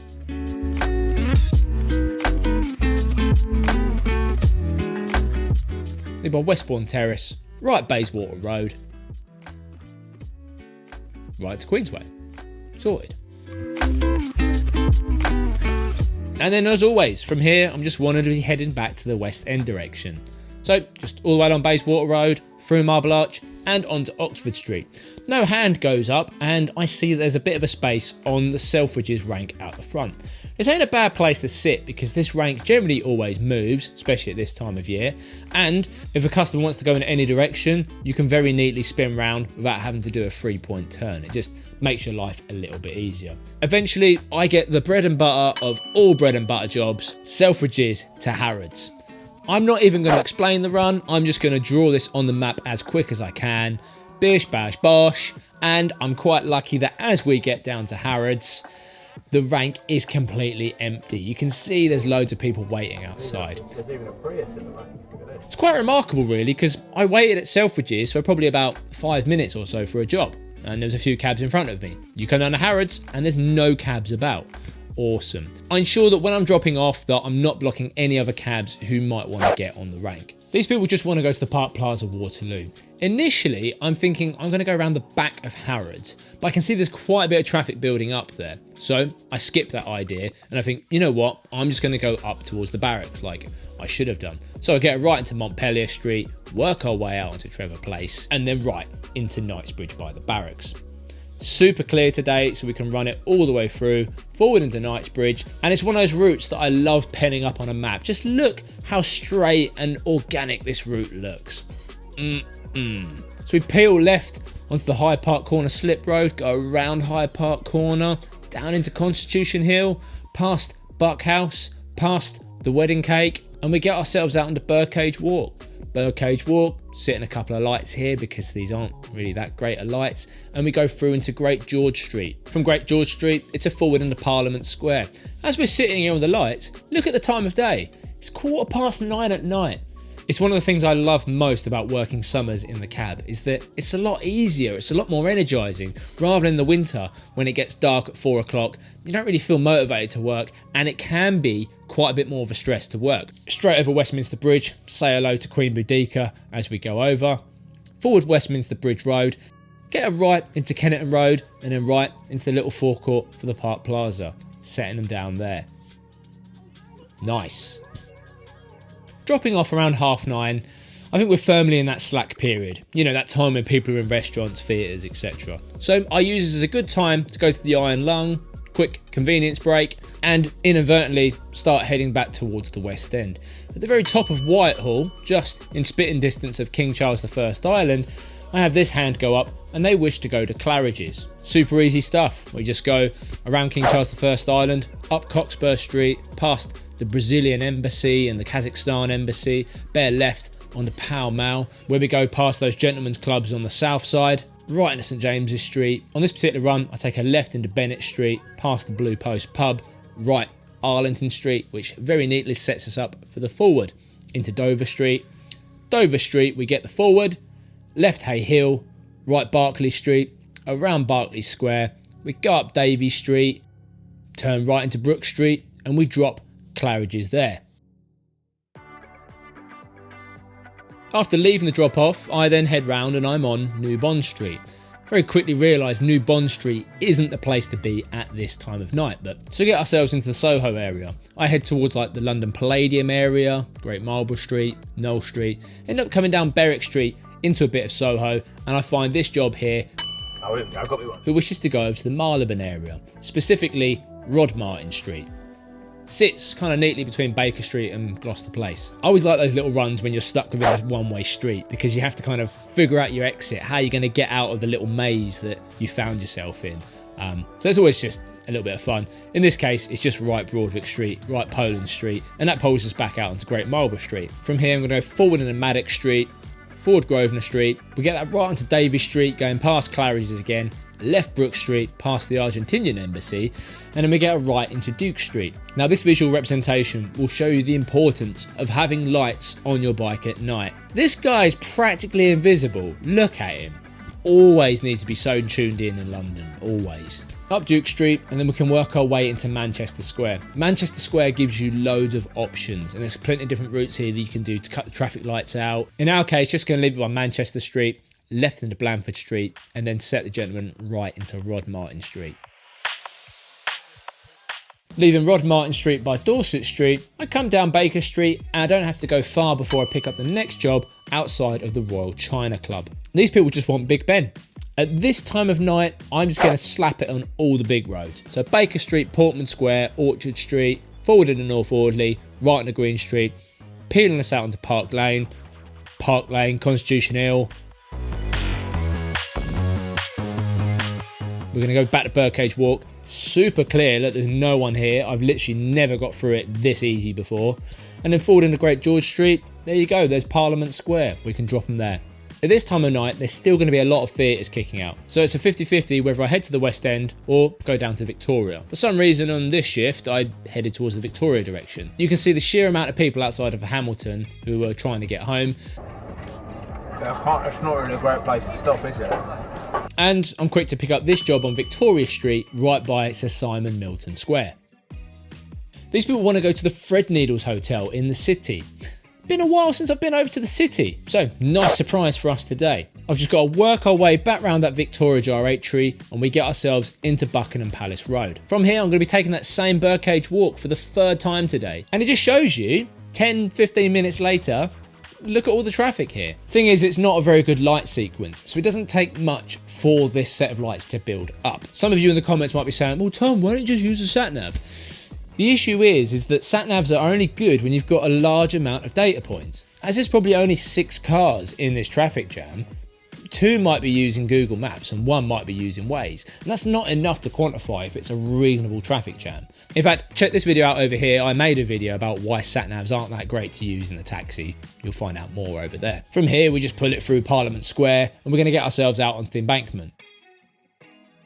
There's probably going to be a bit of traffic heading out, but it's not too bad this evening. And then we're going to peel left on that slip road right by Unilever House. That allows us to go forward into Queen Victoria Street. We can keep going forward all the way through to Bank Junction as we're long past the 7 PM restrictions. And I'm going to take us out onto Cornhill. Where Threadneedles Hotel is, it's a one-way from Bishopsgate. So I've got to come around and back on myself. Out Cornhill, left Bishopsgate, left Threadneedle Street. Set down on left. This time of night, it's a great place to be out east. I can hopefully progressively make my way westbound. And on Queen Victoria Street, there's a lady here who helps with that mission. She wants to go to Drury Lane, just within Covent Garden. In terms of the route, we'll go Queen Victoria Street. We're going to go St Paul's Churchyard, over Ludgate Circus, forward into Fleet Street, Strand, work our way around the Aldwych, and we get the right into Kingsway. Check out these menaces of rickshaws. London's just lawless. I mean, do what you want. Right Kingsway, left Kemble Street, and she just wishes to be set on the right here. Easy. I go up Drury Lane, and at the junction of Great Queen Street, I see one of my colleagues acting a little bit strange. So much so, he just stops the cab directly in front of me. He leans his head out the window and says, "Oi mate, is my light on?" Yeah, it's on, yeah. Presumably he's been empty for a while and just wants to know if his light's on. I mean, my test is I just look to see if you can see the light in the reflection of a shop window or something. But I work my way into St Giles High Street and I get this couple here. They hail me down and they specifically say they want to go to Poland Street, Tottenham Court Road. So obviously I know that Poland Street and Tottenham Court Road are 2 different places. Then they're not next to each other. So which one do they want to go to? Tottenham Court Road or Poland Street? So a bit of quizzing, and then it turns out that they're staying at a hotel on Poland Street. As we get driving, I just say, look, obviously Poland Street links onto Oxford Street. Do you want me just to drop you on the junction of Poland Street and Oxford Street? Absolutely fine with this. They understand that because of where it sits, it's a bit of a workaround to get directly to the door. So might as well just drop them on the corner. Easy as that. I'm gradually working my way west. This is working. To be honest, I've had a pretty good week out in the cab, and it's Friday. It's getting towards the end of the week. I don't want to stay out late on a Friday because I've already worked hard for the rest of the week. And to be honest, seeing all the empty taxis coming towards me doesn't fill me with a lot of hope anyway. Maybe you just moved over to a TXC, who knows? Oh, hello. Luckily, quite near Bond Street Station, I grabbed these gents who wish to go to the Victory Service Club. Nice, easy, and it's going to be pulling me west. I love cruising down Oxford Street at this time of night because all the shops are shut, all the pedestrians are gone, and it's just cruising your way to victory. In this case, the Victory Services Club. We just get a right into Orchard Street, left Portman Square, forward our way into Seymour Street, cross over Edgware Road, and set down on left. I'm done with that. They were nice enough gents. That's a great end to my shift. Let's just head west and get home. See you again soon. Bye bye.